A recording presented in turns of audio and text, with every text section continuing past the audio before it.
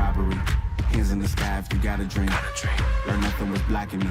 I was the problem, the only one stopping me. I didn't like it, I had to refocus. Now I'm devoted, I know where I'm going. Controlling emotions, I'm owning the moment. In order to get it, see, you gotta want it. Don't make a living break. Confessions over these 808s. Don't sleep on the key, better stay away. I mean, for heaven's sake, I'ma be the best. Came from the endless, lane walk games, beat you with the chest. Beating on my chest, trying to get my rest. Watch me while I flex. Every win is a blessing, and every L is a lesson. So when I run into rejection, I know it's only redirection. I see the blessings right beside me. The chances are quite unlikely. I do it like I'm in my Nikes. Don't make excuses, they never excite me. Quitting was never an option.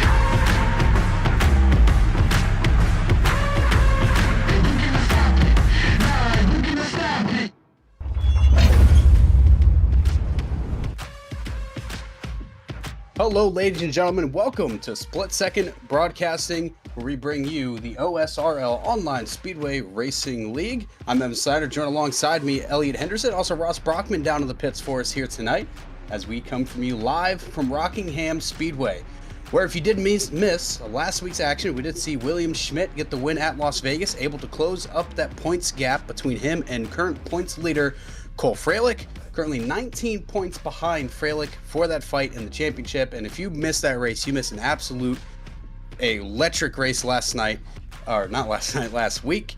And we're looking forward to this one here at The Rock. So Elliot, coming into this race, people watched the broadcast from Tuesday with the GLR Truck Series League, with how that race went. Its pitch strategy is going to play a factor. I also want to hear Ross's stance on it here in a little bit. But what are our thoughts going into this race here, Elliot? I think there's a lot going on tonight. Obviously, Schmidt laying down the gauntlet. He's going to qualify on pole and immediately grab points for lap sled, more than likely after these first couple laps. But Harry Grindell, starting his outside in second, has something to say about that. Ryan Vargas makes a return. He's going to line up third. It's going to be Cole Freilich all the way back in fifth, running a throwback paint. Evidently, tonight is throwback night here at the Rock, so we've got a bunch of them. Keep your eye out. But nobody's really in a traditional paint scheme. It's kind of hard to pinpoint who's who. Vargas is in his traditional, but good luck finding anybody else that you're watching. And then all the way down the order, Kendall Carpenter wasn't able to get a second lap in, made it botched his Q run. He will start from 15th tonight. Your guy that's now third in points after Vegas and his troubles at Bristol a few weeks ago. So a lot going on here, but I think the biggest thing is just kind of the championship talk, where Schmidt comes in 19 points back, but laying down the gauntlet with the pole while Freilich starts fifth. Yeah, the other thing too that we saw is for some of these guys that didn't have placings in previous weeks, actually had some good placings at Vegas, and that's where the pit strategy aspect does come into play that I was talking about, where some of these guys that are running up towards the front last week kind of benefited from the pit strategy here. So I think that's also going to play a factor tonight. Tires are going to be a big factor at this racetrack. You have to want to protect those right fronts, especially with this high horsepower car. But while we are talking about pit strategy and the pits itself, we are going to throw it down to Ross Brockman down on pit lane for us, see what he has about pit strategies and how things are going to look down on pit road. Yeah, I'm looking forward to see how these drivers are going to break this race up. I think, just doing kind of some pre-race checks, you could potentially make this race on one stop, but that's if it goes green the whole way. I think you're going to have some incidents, and when that happens, I think that's going to be when your strategy comes in. I think pit stops will be broken up based on when cautions fall. You might see some people get tires if they're in the back, where some of the leaders are keeping track position, and then they maybe cycle to the front on the next caution, depending on how far apart they are. So plenty of sets of tires in the pits for this race, but I think if you get too eager with them, you may run out after a while. So I think if you got pit stop tires every caution, you'd be running low by the end of this. So we'll see what happens. It's all about when these cautions will fall, and looking forward to seeing these cars rip around this track. Appreciate it, Ross, who'll be down on pit road for us all night long to see what's going on down there. But we will take a look here at our starting order. Like Elliot mentioned, William Schmidt will start on pole with Harry Grindell on his outside there in second place. And Ryan Vargas will line up in third, with Jack Painter to his outside in fourth. My current points leader, Cole Freilich, in fifth, with Jackson Sims to his outside in sixth. Noah Carmichael, Nolan Sanford going to be seventh and eighth tonight. You guys have been running a little bit better week to week. Hopefully trying to solidify those top 5 and top 10 runs. Another guy trying to improve on last week is Mo Perry there in row 5 with Justin Knutson, who also had a pretty good outing last week at Vegas, to his outside. Ruby Estes with a really solid qualifying spot tonight in 11th, and John Daniels to the outside in 12th. Then we have Jonah Malashak and then Levi Wolf also in 14th. Kendall Carpenter will be down there in 15th as documented. We'll have to see how quickly he can run up through the field. Steven Gibson, another guy that's been running top 5 the last few weeks, all the way down there in 16th. Keep your eye on that row.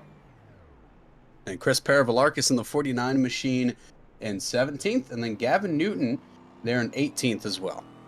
Michael Deitch will roll off 19th with Chelsea Carter to his outside in 20th. And then we have Jonathan Oates, not sure if he's actually running here tonight. We have to wait and see. Also, Chad Stearns looking to bounce back a little bit from his outing last week. And the running order should be Bryden Lindauer in 23rd and Isaac Johnson in 24th. In which Lindauer last week, actually, I'm not mistaken, also had a top 10 finish. So fortunate to see him way down there at the bottom of the order. But before we get rolling here, Elliot, I want to kind of get your thoughts on obviously who are going to be some front runners going to this race. Of course, you have William Schmidt in that 79 machine. They had a blazing qualifying time. But also, too, you got Ryan Vargas coming back, and also, Cole Freilich waiting in the wings. You could even see Kendall Carpenter kind of drive up from his position back there in 15th. But I want to kind of get your opinion on who you think is going to be the strong driver here tonight. Yeah, I'd like to imagine your winner is probably going to come from this top 5 or 6. They're usually the most competitive guys out here. I think Brindell's someone that we definitely need to keep an eye on. He's been progressively getting just a little bit better. Hasn't really shown winning pace, but he was really fast at Bristol and some of the other shorter tracks this season. But I really, if you want a dark horse, it's going to be Carpenter or Gibson down there in about that 7th or 8th row back in 15th and 16th. Gibson has been really quick on the short tracks like Kern and Bristol. And Carpenter is obviously fast pretty much everywhere. So those two are going to have to work their way through, but they've got a lot of traffic to get through. And if they're involved in something back there trying to work their way up, it could spell the end of their night.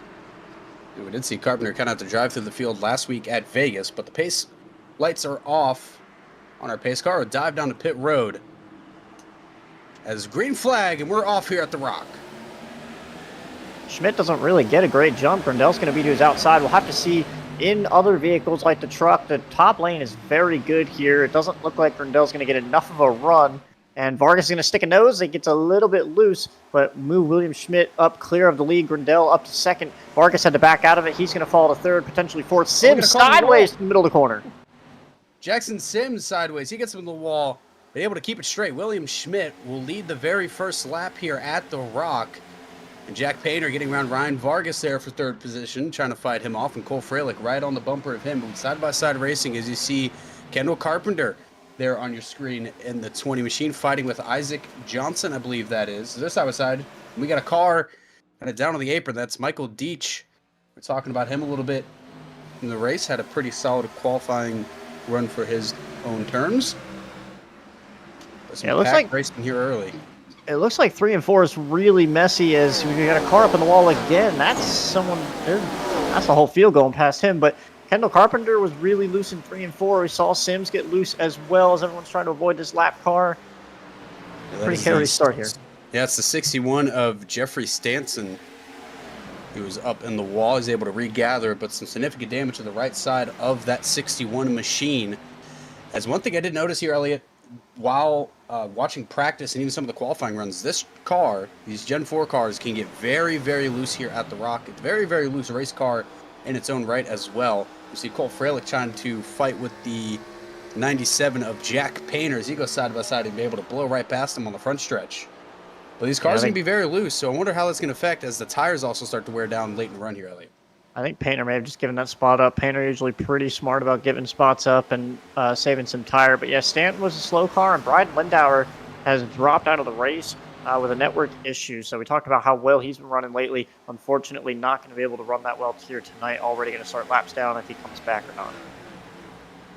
32, Noah Carmichael able to get around Jack Painter. So I think you're right here, Elliot. He is trying to save some tire because we do know, if anything from running Tuesday night, as we both ran here in the trucks in the GLR series, is that right front tire can go down very, very easily. I mean, there was times where my tires were down to the 40%, and I was even me trying to save tires, so maybe I was not that good at it, but who knows. But obviously that right front protect need is going to be a factor here tonight. Yeah, this track really likes to kill your tires, and with the Gen 4, because of how much power they have, you're killing your rears a lot more often than you are killing that right front. But if you try to drive too hard into the corner, it's pretty easy to really destroy that right front over the run. It's just Kendall Carpenter trying to work his way up through the field, up inside the top 15 now for starting 15th. Gibson has been a big winner so far, moved up to 11th now, just outside the top 10 after starting back in 16th. A little bit of battle heating up for the lead, though. Even Isaac Johnson, who's battling with Kendall Carpenter at the moment, started 24th, currently up to 13th for that 33 machine. As he has, again, Kendall Carpenter right behind him, who currently with Carpenter sits third in points. So he's trying to close that gap to William Schmidt, who's our man out in front at the moment, as he's holding off Harry Grindell, and Ryan Vargas kind of waiting in the wings there in third place, with Cole Freilich not far behind, and Noah Carmichael round out our top 5 as we're coming to about 10 laps here into the race. I think this is something these guys didn't really anticipate, running long green flag runs. Granted, again, we're only about 10 laps in, but I think a lot of guys kind of anticipated an early yellow. That's what you get in a lot of these short tracks, but time and time again, this field has shown that they can run green flag at these tough tracks. They did it for a little while at Kern as well, so definitely expect to see some long green flag racing here tonight. Hope I didn't jinx them, though, with that sentence. Well, the issue, too, you got to think about is if cautions do come out, if cautions breed cautions, because sometimes that has happened in this series, and also this happens in general in racing, where it kind of seems like a plague that just strikes any race for the most part. You see Isaac Johnson on your screen there, as Kendall Carpenter was able to get around him for 13th, and then Carpenter will go to work to the 16 car of Ruby Estes in front of him, trying to get it crawl his way into the top 10, which we did see Kendall Carpenter not have too great of a qualifying run last week at Las Vegas. He was able to drive through the field, but did not get the result that he was hoping for last week. I believe actually Carpenter was part of that initial incident, if I remember correctly, where I think it was Gibson that got turned across his nose, and that's what actually ruined the start of their race. But yeah, they both bounced back pretty well, if I remember correctly. Vargas starting to put some pressure on Grindell up here for second, and Freilich looking for a way around, has tried the inside multiple times with nothing doing on Vargas, but Freilich not really content to sit there and run fourth. Yeah, and this front 4 that you are seeing at the moment as Freilich and Vargas are going to be side by side, and Freilich gets a little loose coming out of turn number 2, so that's going to kill some of his momentum going into turn 3 and 4. But it's kind of almost this little train with these top 4 guys kind of running very, very close to each other. And Noah Carmichael trying to fight off Jack Painter at the moment for 5th. So some separation between this front 4 and these 2 guys battling for 5th place. It's kind of been all over each other's bumpers as Ryan Vargas sped to Harry Grindell, and even Cole Freilich trying to gain back some of that momentum he lost. Yeah, it looks like Freilich might just be in a little bit of a frustration mode here. Obviously, had to drive up a little bit after losing a couple spots on the start. But sitting here in 4th, realizing that his now number 1 competitor is not Kendall Carpenter, and that it's William Schmidt, and Schmidt's driving maybe not away, but still leading every lap here. That's a big deal. That's extra bonus points for Schmidt to just put in his pocket, and points that Cole Freilich is not going to be able to get if Schmidt continue on his pace. Yeah, I think that's frustrating for Cole Freilich. Obviously, our current points leader, currently 19 points above William Schmidt. And also, too, had been piecing together a really solid season for Jack Painter, or for Cole Freilich, sorry. No wins on the season for him, but does have 6 top 5s, 7 top 10s to go along with it. And that's the thing, is Freilich has just been consistent. And last week for him, didn't really work out too well. Placed out of the top 10, I think 13th at Vegas, so he's looking to bounce back. We do see a fight on your screen. Currently now it's Noah Carmichael side by side with who's running the 29 here tonight is Mo Perry. Normally drives the 41 machine, but also too has the 52 of Nolan Sanford, and also Justin Knutson right behind him as they get all jumbled up, and ooh, almost some contact between Knutson and Sanford. Yeah, these cars get really tight on exit. They're sliding the rears, but the fronts are pushing basically, as Grindell's going to try to look to the outside of William Schmidt. A little bit going on there, but he's going to back off. But the cars try to pace out on exit and get towards that outside wall. So if you got someone there, it's pretty easy to go up there and accidentally tap them or get a little bit closer than what you want. You'll see that all night tonight as Grindell's really starting to put some pressure on Schmidt. He gets to the outside of him, and he might actually get him down the straightaway here. But you got to think, too, this battle has been kind of brewing ever since about lap 11 or 12 or so. Side by side, does Schmidt and Grindell go through 1 and 2? But you got to think, though, if you are Schmidt, this is a pretty long race. We're still pretty young into this one. If you kind of just save the tires a little bit more and let Grindell pass, and kind of play the long game here, Elliott, or do you fight for this position? Well, I mean, I guess it all depends on how Schmidt wants to run this. Obviously, everyone would want to run it differently. I'd love to sit there and lead as many laps as possible at the beginning, try to lock up those bonus points and call it done. That way I don't have to worry about it at the end of the race and just focus on what I can do to win. But Schmidt, honestly, under attack here, he's going to let Vargas go. As Vargas actually catches the outside wall down the straightaway, it doesn't affect him too much. But that outside lane is just moving, and Schmidt's gonna let them both go and kind of sit back here in third. But we're about almost halfway through this run, getting there. They're about 70 laps on a green flag run, and we're only about 20 laps into this one, so a little, probably more closer to a third of the way through. But there's a lot of time for these tires to go, and Schmidt might just be backing off now. And whilst this is going on, Elliott, we got 3 wide racing here for this 10th, 9th, and 8th spot as they kind of go 2 by 2. But Kendall Carpenter, also Mo Perry, you got Justin Knutson, Steve Gibson in the fight as well. These guys are battling for this top 10 position.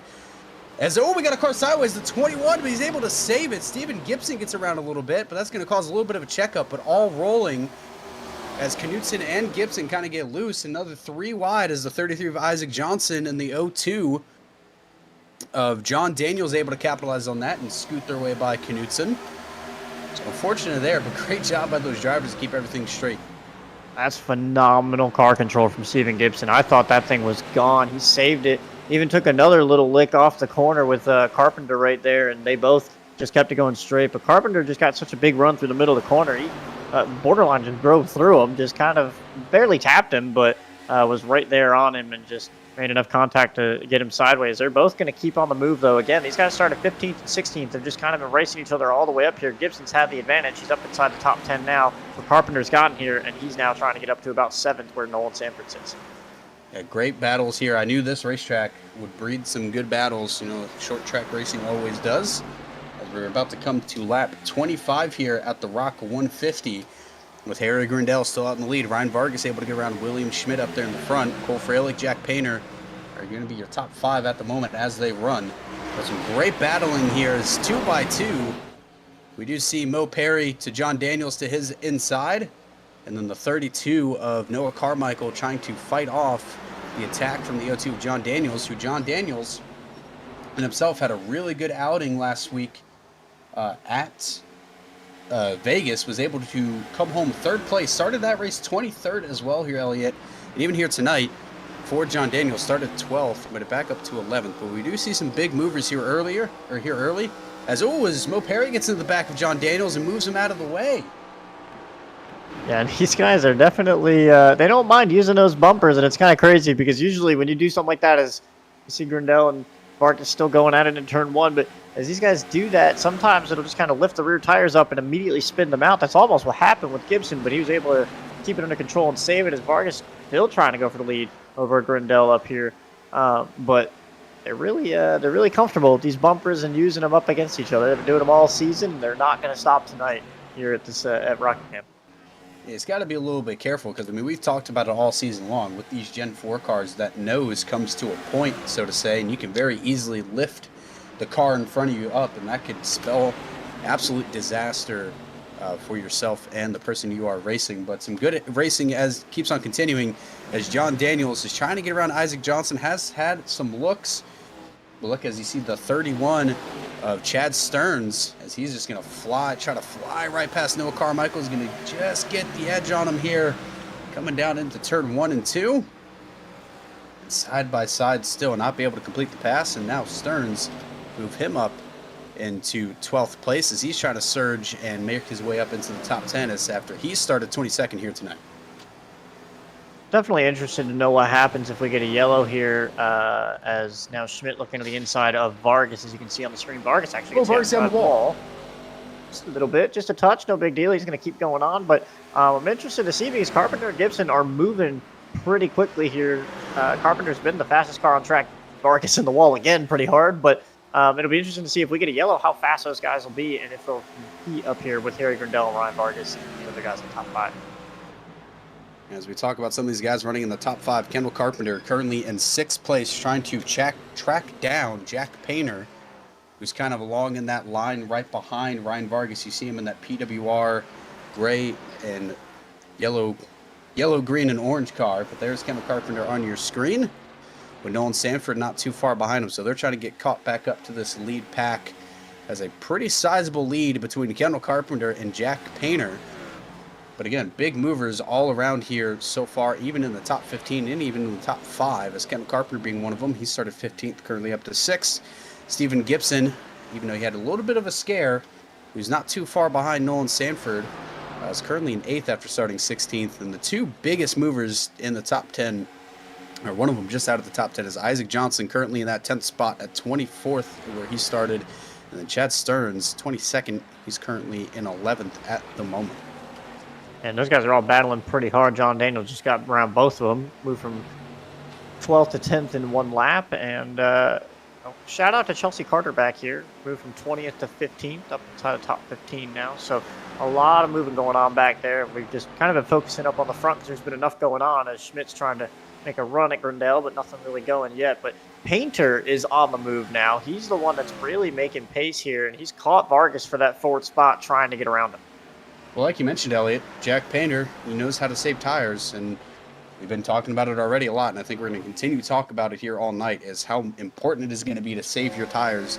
And Jack Painter is pretty solid at doing that. He did start 4th here tonight, currently up into 5th, trying to track down Ryan Vargas, which Vargas has been the only car here in the top 5 that's really been running that high line, but I don't think it's starting to really work out for him too well as these tires do start to wear.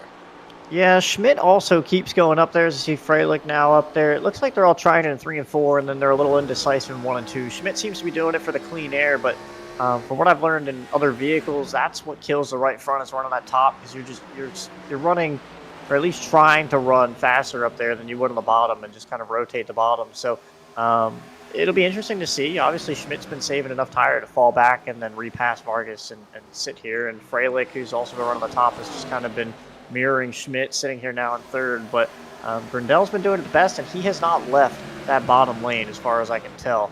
And I believe that's what's probably helping him the best. Yeah, Grindel has been kind of not too much arc going into the turn. He's kind of cutting the entry of the corner a little bit short. But you also got to think, these guys are lifting relatively earlier than what you would on most racetracks to kind of make the turns. I know in the trucks we had to do it where you're pretty much lifting way before the corner and kind of coasting in there and then hitting the brakes to kind of get the truck to rotate. Could be some similar strategies kind of being deployed here in this Gen 4 car. But the one biggest thing you don't want to do is obviously go into the corner too hard, because that could absolutely just mess up all your momentum as you're trying to carry. As Ryan Vargas kind of teetering on the edge of that, he's trying to get up to the bumper of William Schmidt, as Cole Freilich is able to get around Schmidt there for 2nd place. I was going to say, you don't typically want to enter the corner too hard, but that's how Cole Freilich just made that move for 2nd. He just kind of sent it in there and said, I'm going to get to the outside of you, Schmidt, and I'm going to drive around you while I'm doing it. Schmidt just does not seem to have the exit speed. You can see the rear tires not hooking up there, and he can't really get it rotated. So all that speed early is starting to kind of falter here, as he's now fallen all the way outside the top 4, falling victim to Jack Painter back in 5th now. Kendall Carpenter still on the march, has gained about a half a second in these last 4 or 5 laps, and now looking at William Schmidt in his windshield. Yeah, Kendall Carpenter kind of doing a similar strategy to Harry Grindel, kind of cutting off that corner exit or entry a little bit and kind of being really aggressive and diving the car down there onto that yellow line and try to stick it to the bottom the best he can, because that's really the best way around this racetrack. You either just rip the bottom or, you rip the top up by the wall. You don't really want to be caught in the middle so much unless you're trying to defend the run-off corner exit. But Kendall Carpenter is slowly but surely marching his way to the back bumper of William Schmidt, who's kind of starting to fall off the pace a little bit, trying to keep up with that lead pack, as we see Ryan Vargas go side by side with Jack Painter, who's been trying to make that pass stick. Yeah, and I got to imagine that's just Schmidt running the top. It's just not working out, and he has lost a ton of speed. He's now about 2/10 slower than Grindel every lap, whereas Carpenter is about 2/10 faster than Grindel. So nearly a 4/10 difference lap to lap with Schmidt and Carpenter. Frustrating for William Schmidt, but at least on the plus side, he's got really good short run speed. So if they end up with short runs at the end and it's kind of a caution fest, he knows that he's got something to bank for him. And the other thing, too, I'm starting to notice here is we're starting to get spread out quite a bit between all these cars. That's really the only fights and battles going on between that of Isaac Johnson, John Daniels, and Jackson Sims for 11th, 12th, and 13th position. Jackson Sims in himself trying to bounce back a little bit. He started 6th here tonight, currently to 13th, and I believe, if I am not mistaken, did come away last week at Vegas with a 4th place finish. But actually, wow, he just made an absolute amazing pass, picking up both Isaac Johnson and John Daniels in one turn. Yeah, Vargas up on the wall a few different times, struggling up here as they go around the 48 car of Gavin Newton, who I believe is also in the wall trying to save that car. So a lot of these guys struggling a little bit, but back to documenting Sims, obviously had that issue where he was up on the wall to start the second lap. Him and Kendall Carpenter really loose through 3 and 4 and struggled hard. And Sims ended up going from about 6th all the way back to nearly 20th, just trying to stay up out of people's way, slowly, methodically picking his way back up through the field now, up to just outside the top 10 in 11th. You know, the issue now that we're going to come across to is lap traffic as the leaders approach, as the 048 of Gavin Newton got into the wall a little bit, as Kendall Carpenter and Nolan Sanford were trying to get around him. We see Cole Freilich on the attack to Jack Painter, as Freilich took away that second spot, or got the second spot taken away from him from Jack Painter, and trying to gain that back from him as they'll cross the line here with 47 laps, sorry. So 100 laps here left to go at the Rock 150. Yeah, I'll tell you what, this doesn't bode well for Schmidt. Under attack from Kendall Carpenter. I'm not really sure what's wrong with the car, but with 20 laps left in this run, he is struggling. Yeah, got into the wall a little bit there for Schmidt, as Kendall Carpenter able to get around him, and the 52 of Nolan Sanford is also going to clear him as well. So things are starting to go downhill and fast for that 79 machine of William Schmidt. Our pole sitter currently down into 7th. Now he has to be worried about Chad Stearns potentially behind him, which he does have a pretty sizable gap between him and Chad Stearns there in 8th place. But Stearns has also been kind of charging his way through. He started 22nd, currently up to 8th for that 31 machine. A nice Miami Vice themed paint scheme here tonight. Meanwhile, Harry Grindell lapping guys left and right. We already saw Gavin Newton go a lap down. Jonah Malashik is now a lap down in 21st. Michael Deitch in 20th is a lap down, and Ruby Estes in 19th. 18 cars remain in the lead lap, and Perval Arcus is not very far ahead of Harry Grindell. Yeah, that's going to be the thing, is we're going to get to the point where the lap traffic is going to come into a factor. And if you're Harry Grindell, you do have Jack Painter all over your bumper, so you definitely don't want to see a lap car here relatively soon, which I think the next lap cars are just now going through 3 and 4, so plenty of gappage between him and some lap cars. But Jack Painter looking to the inside of the 70 machine of Harry Grindell, as they'll be side by side here coming out of turns 3 and 4, and drag race here to the line, but Grindell is able to hold on to first place. And this just feels like a Jack Painter race. He ran really well at Kern because of the fact that he could save some tires. That he just never really had the long runs to show it off. And right here, he's obviously getting a very long run as they've kind of distanced themselves from Cole Freilich. Kendall Carpenter now lines up in 4th after having gotten around Vargas. So Painter just doing what he can, but he obviously has the pace and seems faster than Grindell. Maybe not by much, but enough to go ahead and try to take this lead from him. Yes, he's going to dive into the inside, very aggressive. He's going to pull on the 70 of Harry Grindell. But I think Grindell's might be able to get a good launch here off the corner exit. They're going to be side by side coming down the backstretch, heading into turns 3 and 4. And that inside line working very well for Jack Painter, as he's able to pull on the 70 and clear him.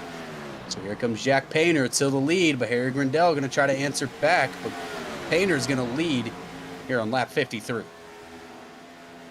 And we got guys heading down pit road. This splits the race basically into three segments here. They'll pit about lap 50, about lap 100, and go to the end if it runs green all the way through. Remember, we said they could run about 72, maybe 73 laps in full distance, and that would put them at about 146 of the 147 laps here tonight. So trying to run it out really isn't the best strategy unless you know you can actually split that. You're going to lose so much time because of how good these tires are when they're fresh. And Schmidt, as no surprise, is one of the first ones to hit pit road here.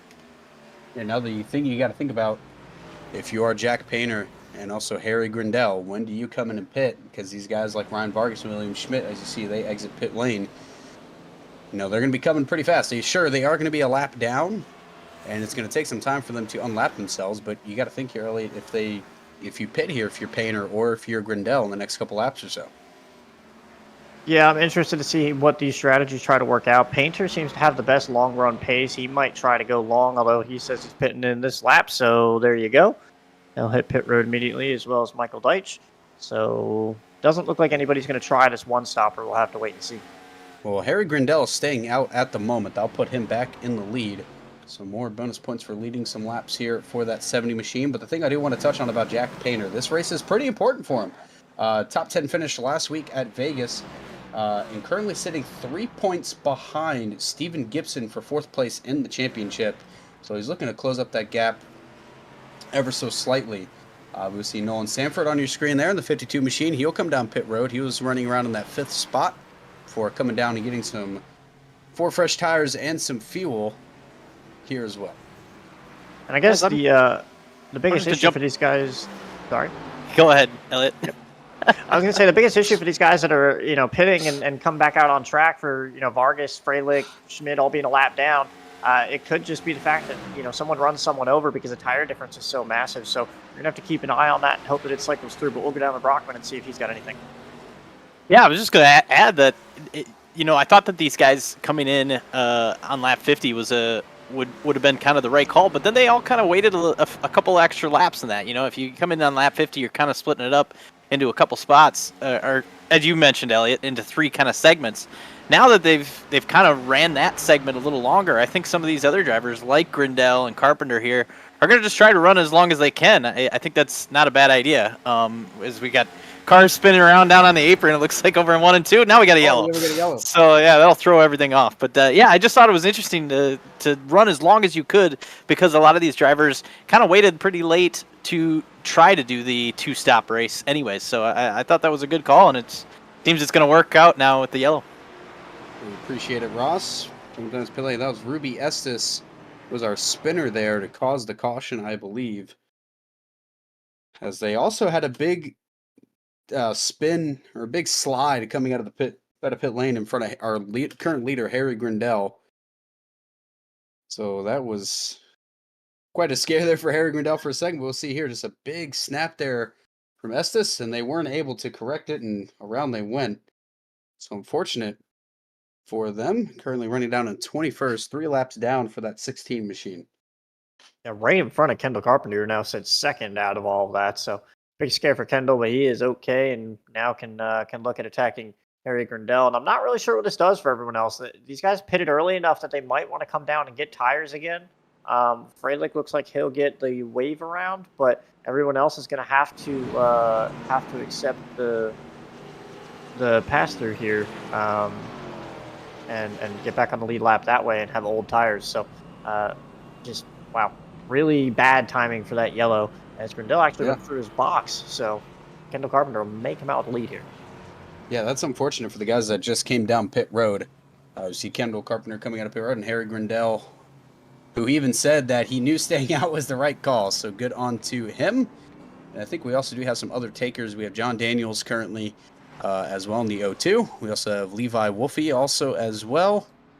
I'm trying to see who else we potentially had to come down pit road. But yeah, currently as it stands here, Elliot, 6 cars, I believe, if I'm not mistaken, will be on the lead lap. Everybody else is a lap down, or 2 laps down, or 3 laps down for that matter.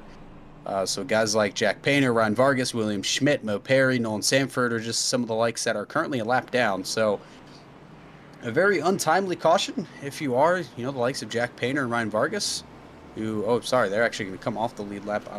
Mistaken, apologies for that. But still, it kind of throws a wrench in their plans, if you were to think. Yeah, it looks like we're going to be about 14 drivers on the lead lap, and about 7 of them are going to be wave arounds. So all on old tires. Not a huge difference, but definitely a big deal. And something to point out for you Brian Lindauer fans, he is back on track getting waves for having lost internet earlier. And I'm not sure where they're going to put him. I believe he'll be 2 laps down, maybe 3 laps down. But he was about 7, so he could potentially be back in it with enough cautions and enough different things happening. Michael Deitch has also left the race. Not really sure what the issue for Michael is, but unfortunately he is out. That leaves about 22 cars running at the current moment. Yeah, Brandon Lindauer, it does say on the scoreboard he's currently 5 laps down now. It was at 6 at one point, so I do think he's probably going to gain some of those laps back. We saw there briefly on the pit road, Jackson Sims and John Daniels as well. I wonder if Daniels came down pit road to fix any damage.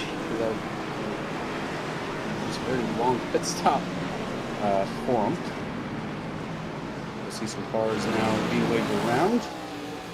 And I believe that will give the lead to Kendall Carpenter, who did beat Harry Grindell off pit lane. We saw that Grindell kind of blew through his pit box a little bit, and that cost him some time there on pit road.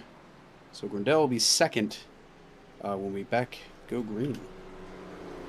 Not really sure why Sims and others would come down pit road the second time, but might just be stockpiling fuel again on the off chance that this runs green for a while and they just want the extra fuel. We'll have to see how this all works out. They've also had to delay the yellow lap. I assume they're going to leave Freilich in his position. No, they're going to send him to the back. So unfortunate circumstance for Freilich. How this works with iRacing is if you extend the caution after you get the lucky dog, the wave around, the free pass, whatever you want to call it. Sorry, it is a free pass I'm looking for. It puts him at the back. So they would either need to clear his flag and leave him in the position he was in, which would have put him in about 4th or 5th there.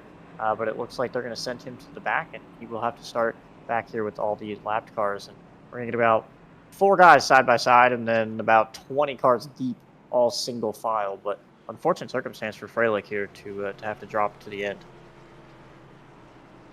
Yeah, not what you want to see if you are Freilich. When we do go green, it's going to be Kendall Carpenter who picks the outside lane. And then Harry Grindell, Levi Wolf in 3rd, and John Daniels, Jackson Sims in 5th. Then Jack Painter, Ryan Vargas, William Schmidt, Cole Freilich not going to be down there. It'll be Mo Perry, I believe Nolan Sanford, if I'm not mistaken. Nolan Sanford also towards the tail end of the field. So good old iRacing not updating its scoreboard is so much. But pace car will dive onto pit road. And great jump for Kendall Carpenter. We're back green here at the Rock as he pulls away from the 70 of Harry Grindell as he's side by side with John Daniels as they go through 1 and 2. Yeah, Kendall picked the top, a little bit surprised by that, but it worked really, really well for him. Already a half-second clear as they go down the backstretch. Harry Grindell, obviously, with a really long run pace earlier. We'll have to see how that works out for him. Carpenter had a bunch of speed and was still fast coming up through the field last time. And now we've got John Daniels and Jackson Sims up here inside the top 4. They are racing hard back there for about, I'd say, wherever Steve Gibson is, or about that 12th spot. Yeah, it's for about 14th or 12th on back, 12th, 13th, and 14th. As we got one car down on the apron, that's the 32 of, trying to see here, it's like, oh, and Cole Freilich gets into the 21, and the 21 collects Mo Perry. Wow, unfortunate for Perry, as he is just a victim of that one. It kind of looked like Cole Freilich just got into the back bumper of the 21 of Steven Gibson and sent him around into the 29 machine of Perry. It was originally Noah Carmichael that got loose and got down to the inside wall. Unfortunately for guys like Kendall Carpenter and Harry Grindell, this just resets everybody behind them. So they will be able to come down and get tires and kind of manage this race from here, but it puts 14 guys back on the lead lap. And to your point, Freilich just going into the corner hard. You can kind of do that, but drifts up into the 21. 21 may have not known he was going to send it. And then Gibson up into Mo Perry, unfortunately. You can see just how quickly Mo Perry goes around. A lot of damage to both Gibson and Perry there. Yeah, now what you want to see for Steve Gibson, as he's currently trying to fight for 3rd in the championship. It's still a big deficit between him and Kendall Carpenter. 26 points separate him and Carpenter for that 3rd place spot, but still looking for a really good run if you are Steven Gibson here tonight to kind of eat away at that gap between him and Carpenter and the championship standings. But we'll see some more cars come down pit road. We see William Schmidt come down. Cole Freilich will come down. Chad Stearns, of course, trying to fix some of the damage that he just received. William Schmidt, Ryan Vargas, Nolan Sanford, of course, Mo Perry as well. alongside with him, trying to also fix that damage that he received of just being an innocent bystander of that caution. And they're still giving Bryden Lindauer some laps back. I'm not sure what they're trying to get him to, whether they're going to put him back on the lead lap and have him jump ahead of these guys that are a lap down from this green flag racing or what, but we'll keep you updated on that as we can. But yeah, right now, Kendall Carpenter, your leader, did not pit there, still on pretty fresh tires, but for guys like William Schmidt, Ryan Vargas, and others that had kind of lost a bit of ground, it's pretty helpful to get down pit road and just kind of reassess the situation. These guys are also really close to being able to make it on fuel. In about 5 to 6 laps, they'll be in that window. So it's worth just coming in and filling up as much as you can, especially if you're out there outside the top 5 and didn't have those fresh tires from the last stop. Some very interesting pit strategies are going to happen here as we kind of come down to the end here. I believe when we go green, we lap 71, 72, if I'm not mistaken.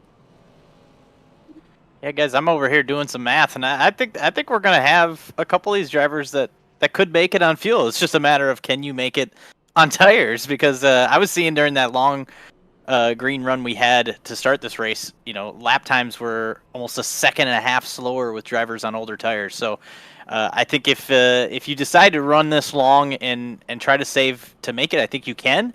It's just a matter of, are you going to get run over because you're going so much slower than these drivers that will split this run in half. So I think it'll be really interesting to see. Of course, that's if it goes green. I think that there's a chance we might get some cautions now that we have a reset with a full field of double file for this restart. Appreciate it, Ross, as always. Yeah, that's going to be a thing you do have to worry about as if you just stay out, your long run comes out. But I feel like we might get some more cautions here tonight. I mean, it's only our second caution here tonight. So we have to wait and see what happens and kind of what shakes out. I think we are probably going to get into the part where, we see some varying pit strategies. We saw some guys benefit with either some alternate strategies or also just, having the proper calls to get some good finishes last week. But the lights are off on our pace car.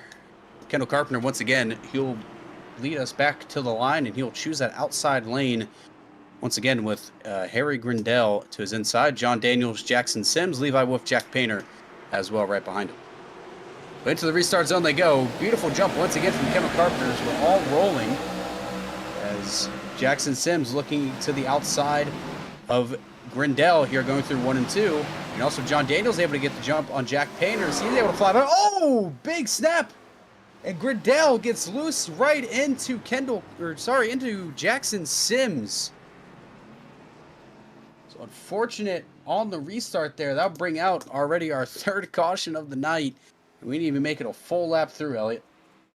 Yeah, I was about to say that Sims had a really, really good run there, and unfortunately, Grindell just really slippery on these, I guess, just warmed up tires. I was almost going to say new tires, but they're not new, and Sims was just in the most precarious position he could be. I think Sims was honestly kind of loose, too, because his car was pointed down towards Grindell. It's almost like if Sims could have gotten to the outside wall, Grindell may have had just enough room to kind of let the car save itself, but they were both just in such an awkward position. They were both kind of sliding on corner exit.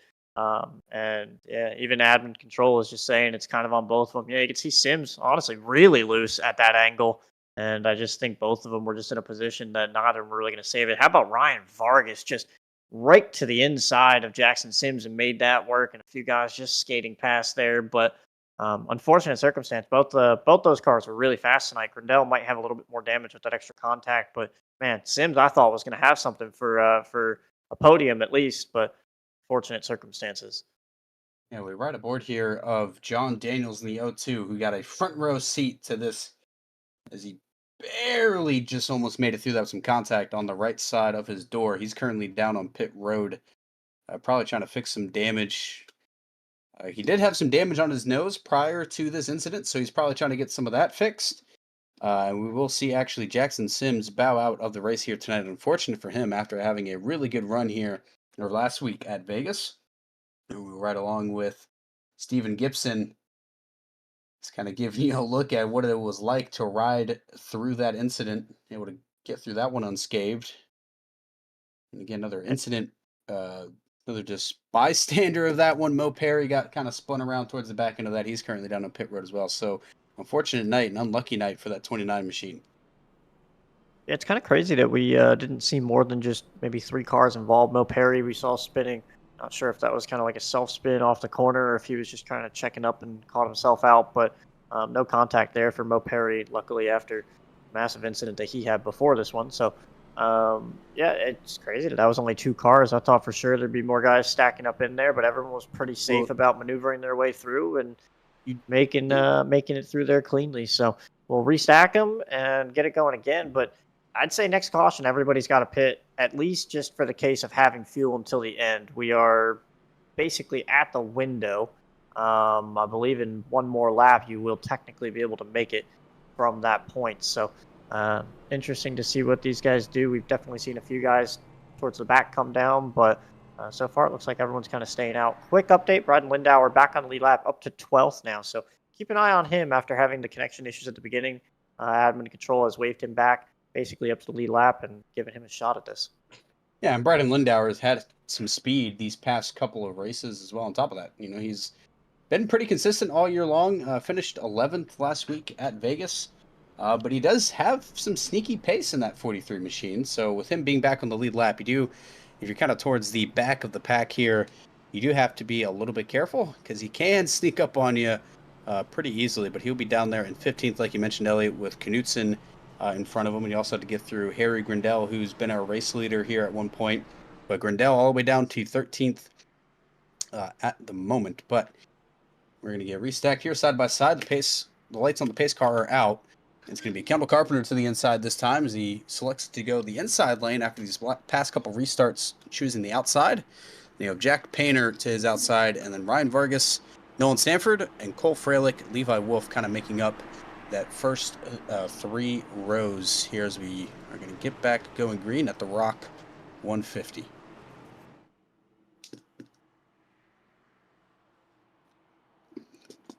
There we go. Once again, restart as pace car is off down onto pit road, and Kendall Carpenter will be control of the restart.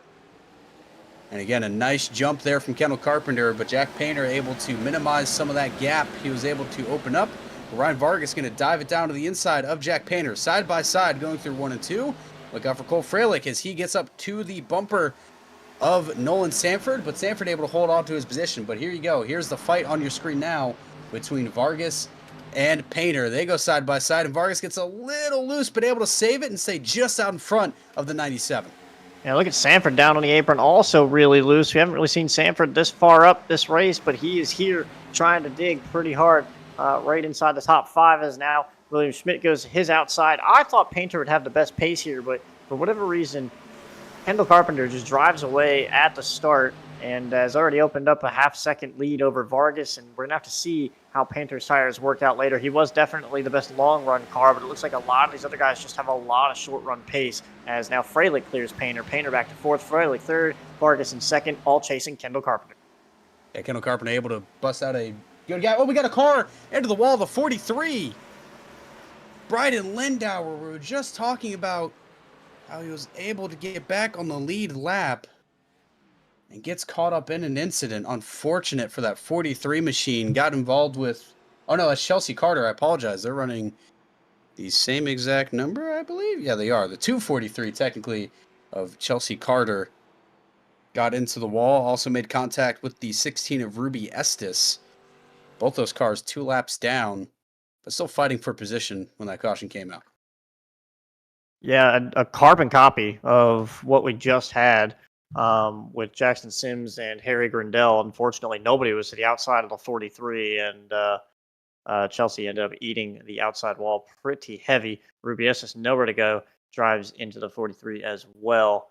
And the 31, I believe, Chad Stearns, caught a little bit of a piece of that. Once again, same situation as before. He barely caught Jackson Sims. This time he'll stay out, though, as we watched 43 just catch that wall really hard. And we do have some cars down on pit lane.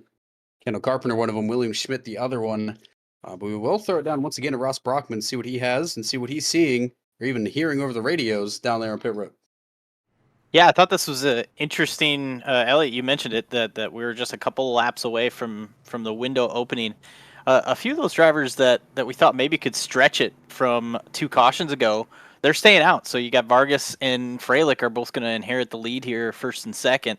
And yeah, they should be able to make it. It's obviously going to be a little bit tight, but now with the back-to-back cautions, I think they could if it went green. I think at some point they're going to want tires, but now at least Kendall Carpenter pitting here, William Schmidt, Nolan Sanford, some of these drivers that just hit pit road, they should be able to make it to the end now, no problem. So yeah, it'll be interesting to see if we're just inside the fuel window. So if any of these drivers that are staying out now, the one I is surprised, you guys mentioned Jack Painter. He was kind of moving backwards on that restart. He was the earliest, or I guess the oldest tires in the group there, but not by much, just by a couple laps. So he last pitted on lap 55. He definitely can't make it to the end. So I thought he would pit there, but he decided to stay out, and he'll be in third here. So it'll be interesting to see. Probably expecting more cautions later that the fuel thing isn't going to come into factor anyway. So we'll see. Appreciate it once again, Ross. Yeah, that is being, I believe, our 4th or 5th caution of the night already. And on average, here in the OSRL, sometimes we get 1 caution, sometimes we get around that 6-7 mark. So hopefully we're starting to get to the end of our cautions and get some more green flag runs, which I think if you are these guys that did stay out, you do want to see these runs go a little bit longer here, Elliot, because that kind of sets them up nicely if a caution does come out late, or if they do make a pit stop, they're going to have a lot fresher tires for the end of a run compared to these guys that pit now, like the likes of Kendall Carpenter and William Schmidt, who can now make it to the end, but they're going to have a lot older tires and have to fight with guys that are going to be on a lot fresher tires towards the end of this race. Yeah, I think that's kind of just a strategy that you make at this point. I think a lot of these guys are aiming for more cautions later, like Jack Painter. And I think for someone like Jack, he knows he has a lot of long run pace anyway. I don't know if I agree with giving Kendall Carpenter and other guys an advantage over me if this goes green all the way with tires. But there's a lot of racing left, 50 laps, so just got to assume that there might be another yellow and see where it all shakes out. But I'm interested to see what Vargas and Freilich do. They're both pretty aggressive, and I know Freilich wants to lead laps. I don't believe he's led one yet today, so gotta wonder if he's going to be aggressive on Vargas, who also hasn't led pretty much anything, and I'm sure would love to just keep that car up front. And Ryan Vargas will be your race leader. When we come back to the line, he'll also lead the pack back to green flag racing. He'll select that inside line, and he has Cole Freilich, who's shown some good pace here tonight, to his outside. And Jack Painter, we've been talking about him. And then Stephen Gibson, Mo Perry, and then Chris Pervalarkis make up that front 3 rows. But the pace car dives down onto pit lane. Ryan Vargas in control here as he pulls away nice and steady as the outside lane gets a little checked up as Cole Freilich not able to have a good start. But the cars will dive into 1 and 2 as we're back green at the Rock 150. And Carpenter gets run over by Brian Lindauer. I believe someone checked up somewhere, and it left Carpenter getting hit in the back. He's got it saved and moving forward. No yellow, though. All of his track position gone, and those fresh tires are borderline meaningless at the moment. I think that as Freilich takes the lead from Vargas, we said he was going to be aggressive. I think what just happened to Carpenter is why you had guys like Painter, Freilich, and others stay out here. They don't want to be in that mix, and now Carpenter needs to do all the work over again as Freilich now leads. Yeah, unfortunate for Kendall Carpenter. Having a really good race, made that pit stop under the glass caution. We do have a yellow out. It goes here again, Elliot. Have to wait and see who it is. That is the 52, I believe, of Isaac Johnson, the 33. Very similar paint schemes from those two tonight. Isaac Johnson caught up in yet another incident. You see that nose all pushed in there for the 33 machine as our 5th, I believe now, our 6th caution of the night will come out here. So Isaac Johnson also was involved with that incident between a couple cautions ago where he kind of just ran over some cars that were checking up. And you see the 48 just get into the back of them and spin them all around. I believe that was Gavin Newton there in that 48 machine. Honestly, it doesn't look like damage is too bad. I think this kind of just throws a wrench in what they want to do for pit stops. As a quick update, the drivers out of the race, Ruby Estes is now disconnected. So Michael Deitch is going to finish 24th. Jackson Sims 23rd. Jonah Malshak is still out here in 22nd, 11 laps down, just moseying on. But Ruby Estes will eventually lose the 21st spot to him and end up 22nd. As Chelsea Carter is 20th, 2 laps down. Newton and Stanton are both 2 laps down, 19-8 And respectively. in, As we've got guys on pit road, and Cole Freilich is one of them. yeah, in the meantime, we see Jack Painter, Ryan Vargas. I'm trying to see who that last person is that's also down there on pit road. I know there's one more that pit with him that was kind of on the lead lap as well, but Cole Freilich able to go out first. But that will give the lead to the 29 of Mo Perry, who's been involved in some incidents, some self-spins as well for Perry, but he's able to put that thing up there at first place. Once again, normally the 41, rocking the 29 tonight here on Throwback Night here in OSRL. Actually, I kind of like that paint scheme. Little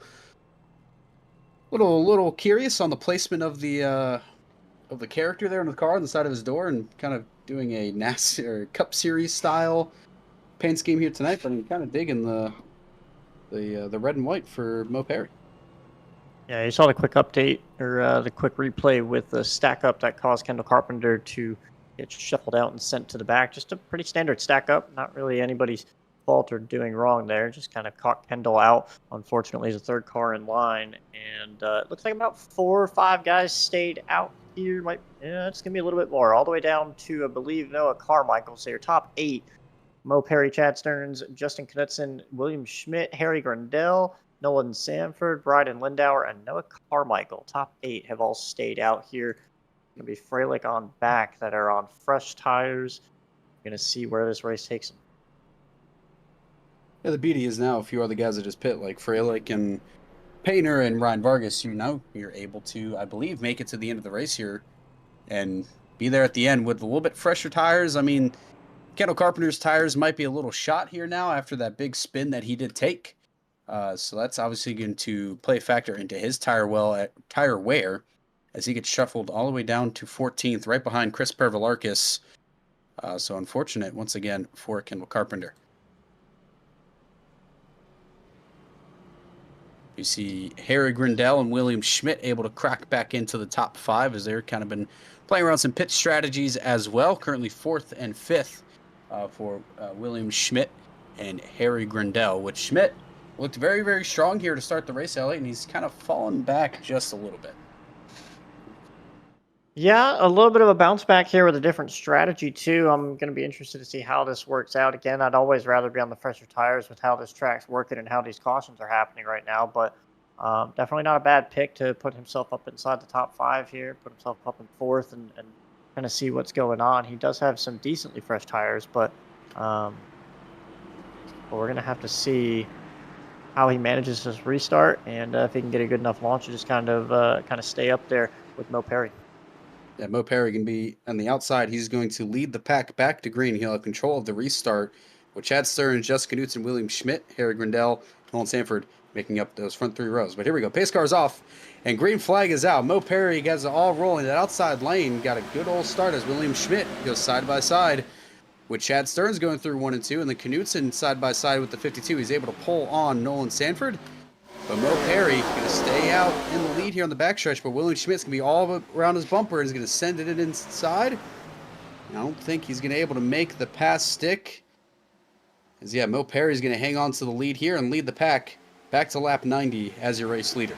And Ryan Vargas was really sideways back there. These guys on fresh tires kind of running each other over, a little bit aggressive back there. Vargas got the bad end of it, came off sideways, was able to save it, gathered up, keep going, no yellow, but it's going to happen when these guys on fresh tires are able to drive in a little bit deeper than the guy on old tires. As Schmidt looking like he did at the beginning of the race, right here trying to attack Mo Perry and get some more laps led, potentially put that extra bonus point in his bucket. But right now, sitting second, trying to get him. Yes, it's great for Mo Perry in that technically 41, but 29 machine here tonight, as he's had a pretty solid season in his own right, and he's trying to improve upon and get better every single race. And I definitely know that Mo Perry definitely wants to keep on doing his thing, but William Schmidt is kind of just all over him at the moment. He's going to be just to the door of the 29 machines. They go through 1 and 2, but I don't think he's able to get the pass done. We'll see here the fight between the 52 and the 22 keeps on going. As you see the leaders coming down the back straightaway, diving into 3 and 4. 3 wide back behind him. Cole Freilich to the inside of Knutson and Nolan Sanford on the outside in the 52. Watch that battle back there, but they're still racing hard for the lead up front.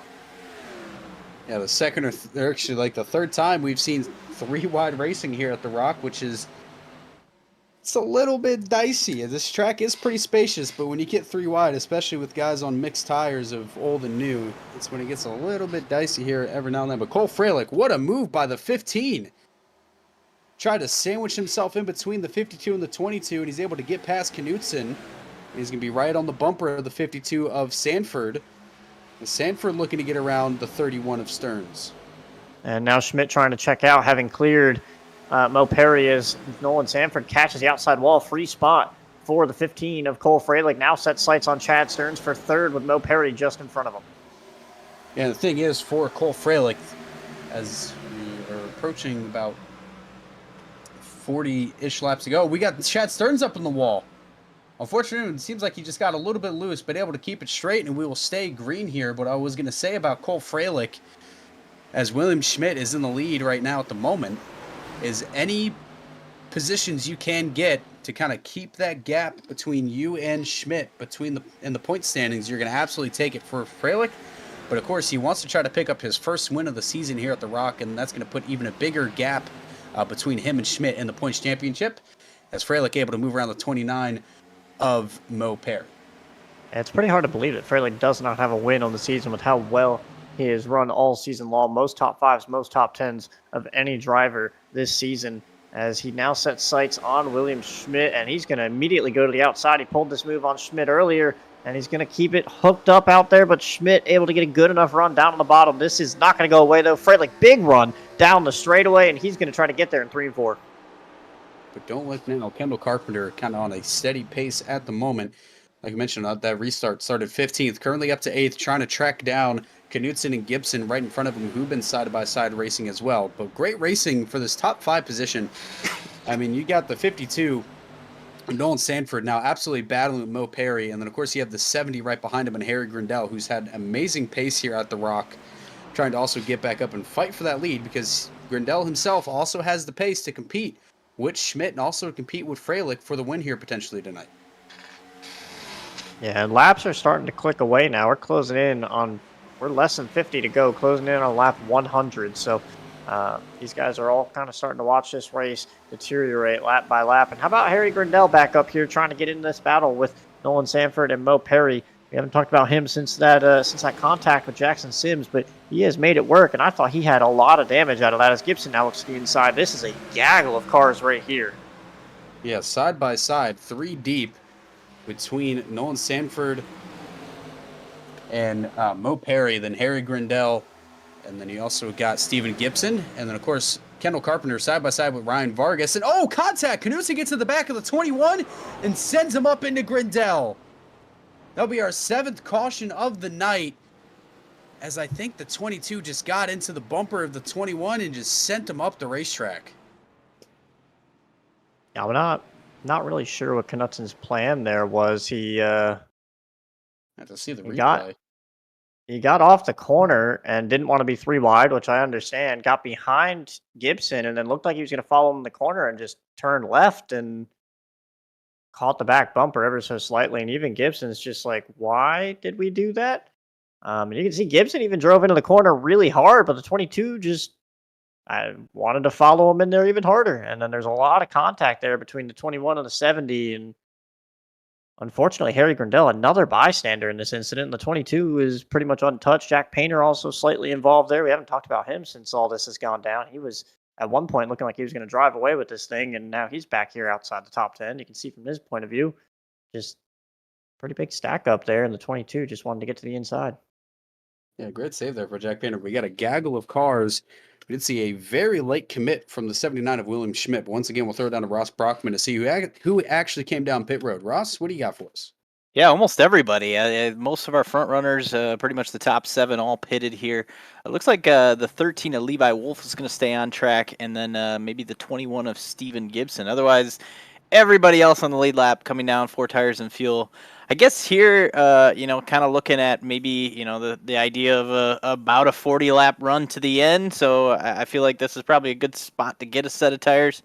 And then, maybe you got another set in case you want to pit somewhere halfway in between this run if there's a caution that comes out later. But the 13 of Wolf and the 21 of Gibson stayed out the initial time by. Looks like they're both going to stay out again here too. They have about 15 laps on their tires, so of course a couple of those 15 laps were run under caution. So it'll be interesting to see if how long they can stay up near the front here, being the top two that stayed out.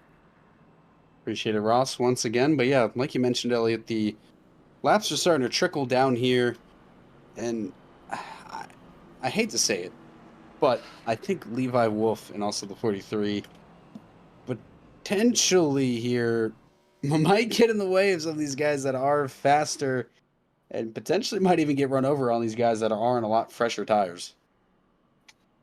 Yeah, Gibson has hit pit road. Obviously, I think his deal was to be able to come down as far up in the order to be able to repair as much damage as he could in a decent amount of time. So pretty standard practice there to make sure that he can get as much done as he can. Levi Wolf staying out is interesting. I assume he's going to hit pit road, but we've seen crazier stuff happen. Maybe he wants to save a set. Maybe he's used too many tires, but consistently staying out here. So I don't anticipate the 13 being able to hold them off too much, especially at 15-lap-old tires. But we'll have to sit and see. Well, yeah, you got to look at the guys that are behind him. He's going to have Cole Freilich to either his in or outside on that front row. And he's going to have potentially Kendall Carpenter behind him, depending on where he picks. And also, you have Nolan Sanford, who's been consistently in this top 5 this entire night and been able to keep up with the likes of Freilich and also with Kendall Carpenter.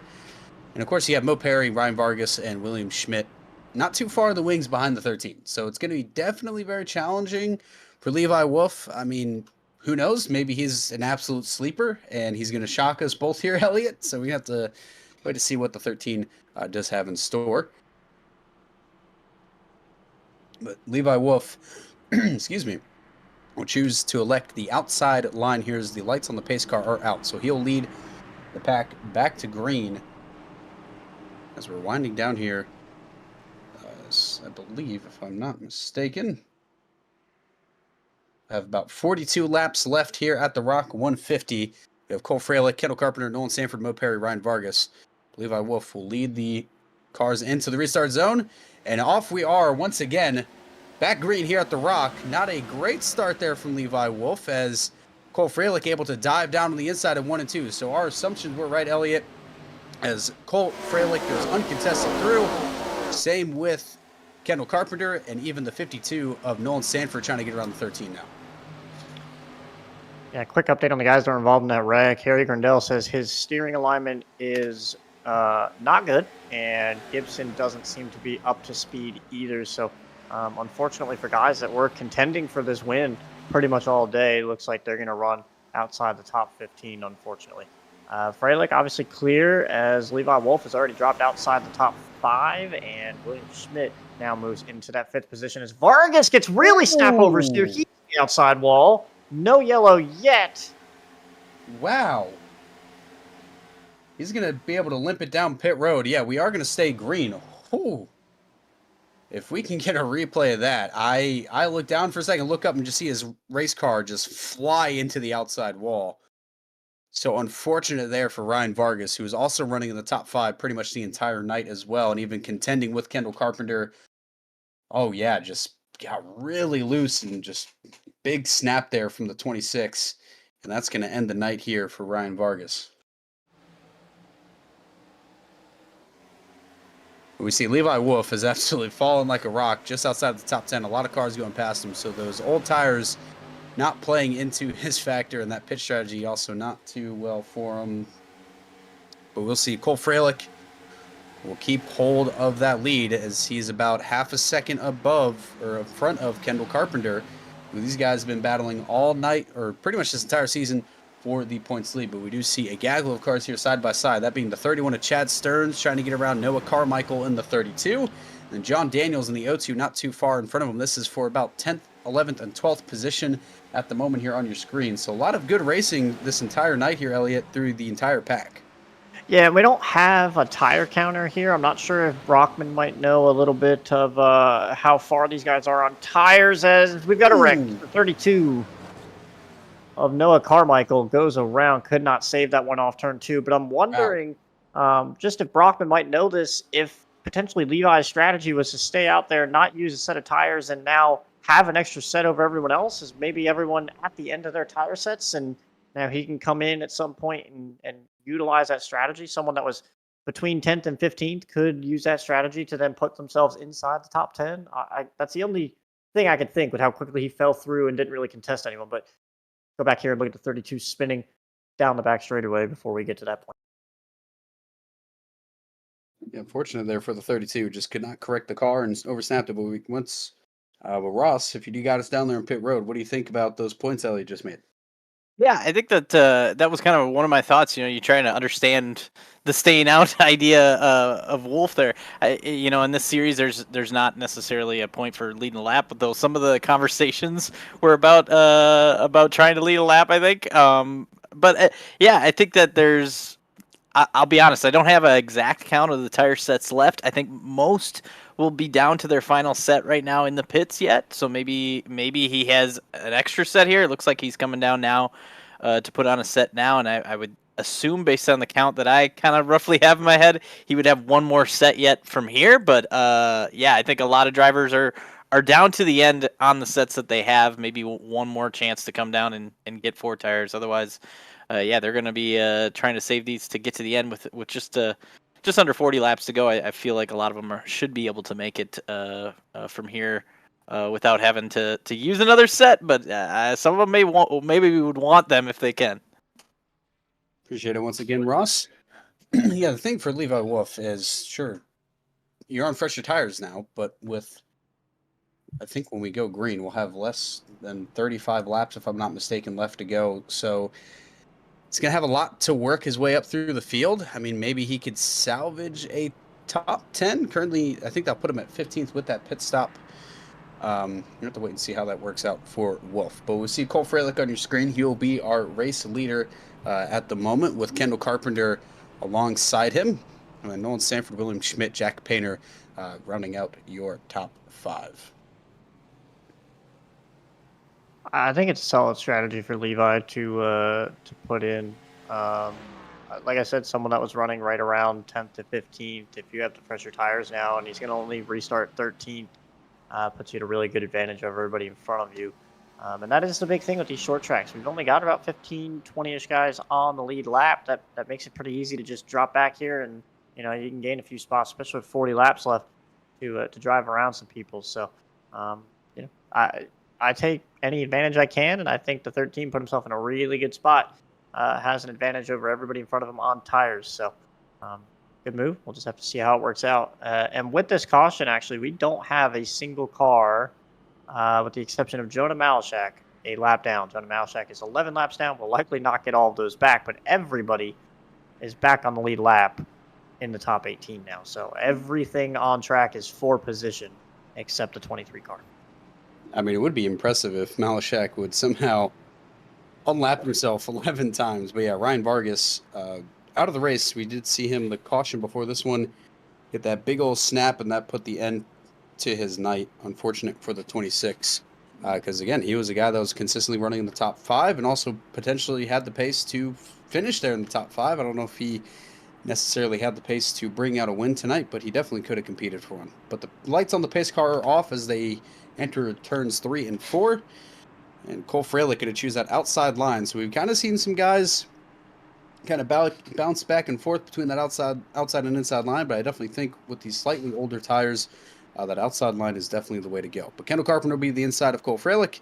And then behind Kendall Carpenter will be Nolan Sanford, William Schmidt, and then Bryden Lindauer and Jack Painter as well. But pace car's off. Cole Freilich has control of the field. Great takeoff, but Kendall Carpenter's right there next to him. They're going to go side by side through turn 1 and 2. Kendall Carpenter's been on point on these restarts all night long, but Cole Freilich able to inch out in front of him, but side by side exiting 1 and 2, but a little bit loose there for the 20, and William Schmidt's going to get into the fray a little bit now as they head into 3 and 4. And this is your top 3 in points, and Schmidt is loving this. He says, go ahead, go up there and battle each other and door each other, wreck each other if you want. Give me some extra free points. He's had a very up and down night, but we know Freilich and Carpenter are not going to go easy against each other. They both want this win as bad as anybody else, but don't look too far behind them. Sanford's been really fast, but Jack Painter's made his way back up into the top 5, up into 4th. And Bryden Lindauer is now all the way up to 6th after being 7 laps down at one point, disconnected from the session with an internet issue as Oh, the we got 21 of around. is sliding to the infield. We will stay green momentarily. 31 laps to go as Gibson slided across. We wait to see if we can get a replay of that one. Unfortunate for the 21 as he's been caught up with a bunch of other incidents throughout this entire night as well. But all rolling, green flag here at the Rock, and Cole Freilich will lead them to 30 laps to go here at the line. As Kendall Carpenter kind of breathing down his neck, just waiting for his opportunity at his shot with the 15.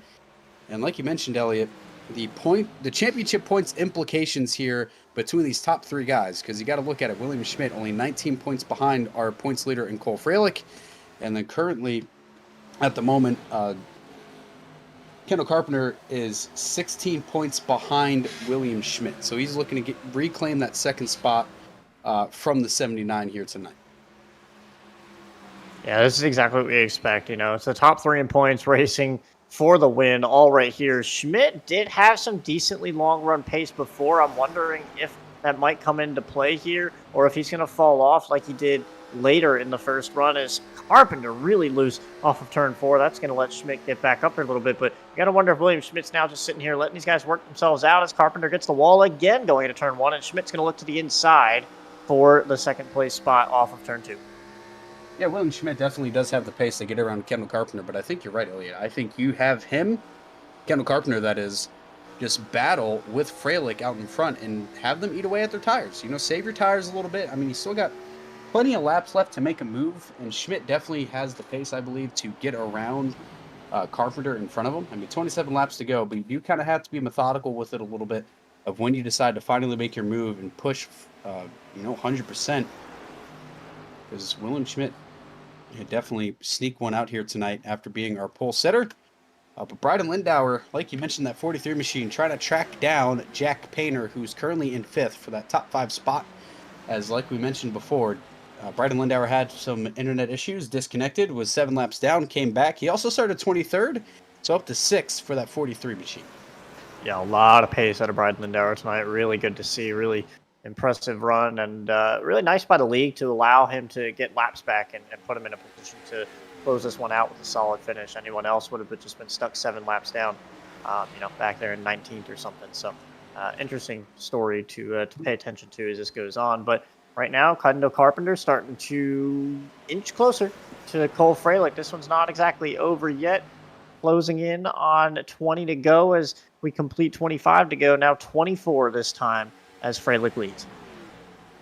And again, William Schmidt just waiting in the wings behind the 20 of Kendall Carpenter in that Home Depot machine.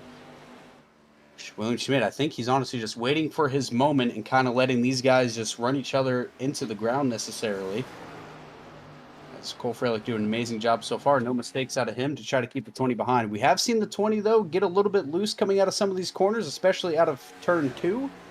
So that hopefully is not going to come back and bite him his foot, because you can very easily overdrive this car coming out of the corner exit, and it's just going to snap on you unexpectedly as the rears will just step out on you, especially as these tires start to wear. You can see Carpenter caught the outside wall just a little bit there, and I think, to your point, that's one of the interesting things that could happen here. We saw the snapovers here from Ryan Vargas, one of the best in this league. And a lot of guys have had that issue tonight. That could bring out a yellow at any point with just one guy kind of not being able to catch it and collecting someone else. So this is far from over as we wind down laps, and Kendall Carpenter tries to look towards Cole Freilich, and William Schmidt tries to inch a little bit closer. Schmidt going to the top now, trying something a little bit different. That's where he was fast in the middle of the run in the first run, and he's going to try it again here as we get towards the end of this race. And the thing I want to circle back to, Elliot, mentioning tire wear and all that stuff too, for these guys that potentially have a tire set left in the pits, if a caution does come out, do you pit and get those fresher tires and have that advantage with some laps to go? I think it kind of depends on how many laps are left. But if we do see a caution as Kendall Carpenter is trying to finally get around Cole Freilich, side by side going through 1 and 2. Oh, they door each other. Some contact between the 20 and the 15. As they fly through turns 1 and 2, onto the backstretch, side by side, and it is close here, Elliot. And that just has William Schmidt smiling. You know he's like, go ahead, Kendall, just send it in there really hard. Put him up in the wall for me. Do something. They're bouncing off each other again off of turn 4. As Carpenter's not going to get it done this time quite yet. But to your point, I think at this point, yeah, they've got a pit if a yellow comes out. There's still, I think, anything over 7, 8 laps left. I think when you're in that 5-lap window, it's a little bit of a different story. But they're going to be on old enough tires that if you don't pit now, you're going to get eaten up. So, yeah, I think you're pretty much in a window to pit as Freilich gets turned. Oh, no. 8th caution of the night, and that is heartbreaking for Cole Freilich. That elusive first win, as he was he was able to put a little bit of gap between Kendall Carpenter and him, and Carpenter able to close that gap up, and Carpenter just got into the back of Freilich. Oh, that is unfortunate for the 15. And Kendall looked like he had more speed, honestly, but Freilich was just doing a really good job of defending, being really aggressive with the pinching in the corner and just making sure that Kendall couldn't really get a big enough run on exit. And it finally all kind of came to a head right there. You can see, I would almost say that that's a little bit on the 15 trying to come down the track and get a good exit, as everybody's going to hit pit road here. But you have to know that coming off of turn 4, the car just kind of goes where it's going to go on exit. So Freilich not really going out towards that outside wall makes it really difficult for Carpenter to try to do anything there. And I'm not sure if Freilich may have just been loose. We've been seeing that all day where these guys just start sliding in the middle of 3 and 4 and can't do anything about it. I don't think it was anything intentional. Freilich definitely doesn't want to try to spin himself out. I think he'd give up the lead knowing that Schmidt's still behind him, and Carpenter's not really a championship competitor at the current point, rather than spin himself out. But everybody has hit pit road this time, as we were talking about. I think this is very much warranted. I think we're pretty much out of tire sets here, and we're just going to get a nice little shootout, about 15 laps left. And Schmidt should still be your leader. And remember how good he was at the beginning of this race on the short run. I think this just fell right into his hands. Yeah, I mean, you were mentioning it with Freilich and Carpenter battling each other. If you're William Schmidt, you're smiling a little bit, seeing those guys door each other. And then, of course, we saw the incident and the coming together of the 15 and the 20. Yeah, I mean, William Schmidt, I think the only person that has anything for him at the moment is Kendall Carpenter on these fresher tires. But, I mean, we saw William Schmidt, how dominant he was at the beginning of this race. Not only was he our pole sitter, but, he led a good majority of those laps at the beginning of this race here at the Rock. So this is working out perfectly for William Schmidt as he'll inherit the lead. Kendall Carpenter will be right behind him in second. I want to see where Cole Freilich will currently be sitting in 7th. But again, that's just unfortunate for him. I think it's just they kind of came together there, Elliot, and that's just the result of that. But I mean, still disheartening for Cole Freilich, as he's still searching for that first win, and we know how much he wants to win in this series as well. So that's got to be disheartening for him. But you can't let it affect you for too long here. Yeah, I'm trying to figure out what admin and control is doing. I'm not sure if Brockman might have an update, but they just changed the pacing distance to 10 laps under yellow. So I'll let Brockman chime in. I got an update for you. So the OSRL league, the biggest thing is they do assign fault in incidents, and they think that right now they're kind of having a tough time deciding who potentially would be at fault for this last incident. So I think that they're gonna drop it back to 1 to green here shortly once they kind of sort that out. But to go back to that incident with Carpenter and Freilich, it sounded like Freilich was kind of confused as to why Carpenter got into him. Carpenter kind of just wanting to see a replay and said, I feel like maybe you came down a little bit, but ultimately I don't think they're friends about it, but no shouting or anything too crazy. But I also asked on that last caution, I went and chatted with some of the drivers, and most of them played a little poker face with how many tire sets they had left. Most of them saying 1, which I assume was correct after they all pitted here. The only driver that did say he had 2 is our leader, William Schmidt. So he has an extra set, but obviously if he's leading and everybody else came and got tires, I think the tire game is done now. I think he's going to try to just stay up front and try to win this race. Appreciate it once again, Ross. Always giving us our great insight there on pit road. It's going to be interesting to see how these last couple laps shake out. I mean, when it comes to blame there. It's hard to say. I think it's just a racing incident when it comes down to it. I mean, it kind of just looks like the 20 and the 15. I already said this, but kind of just came together, and that was just the result of them just coming together. I mean, they're racing hard for the lead against each other, and they're up to that point producing a very good battle. So I have to wait to see what Oates decides to do. And if Ross, you have an update for us, feel free to chime in about what was the result of that. But the lights on the pace car are off. So when we come to the line, we'll have about 13 laps to go, and William Schmidt opts to that outside line once again. So we see another leader of the race preferring that outside line. Into his inside, he'll have Kendall Carpenter. And then behind Carpenter will be Nolan Sanford, and then Jack Painter. Mo Perry able to work his way back up into that 5th spot. And then Bryden Lindauer, who's also had some sneaky pace as well, is going to be right behind Nolan Sanford in that 3rd row. The pace car's off. William Schmidt will control the field into the restart box, and a great jump there from William Schmidt. Absolutely just gaps Kendall Carpenter. He gets a little loose there, does Kendall Carpenter. We see Bryden Lindauer down on the apron, and some cars come together. I think the 21 got involved there, and a couple others, as we have a little bit of a pileup just in the entrance of turn 1.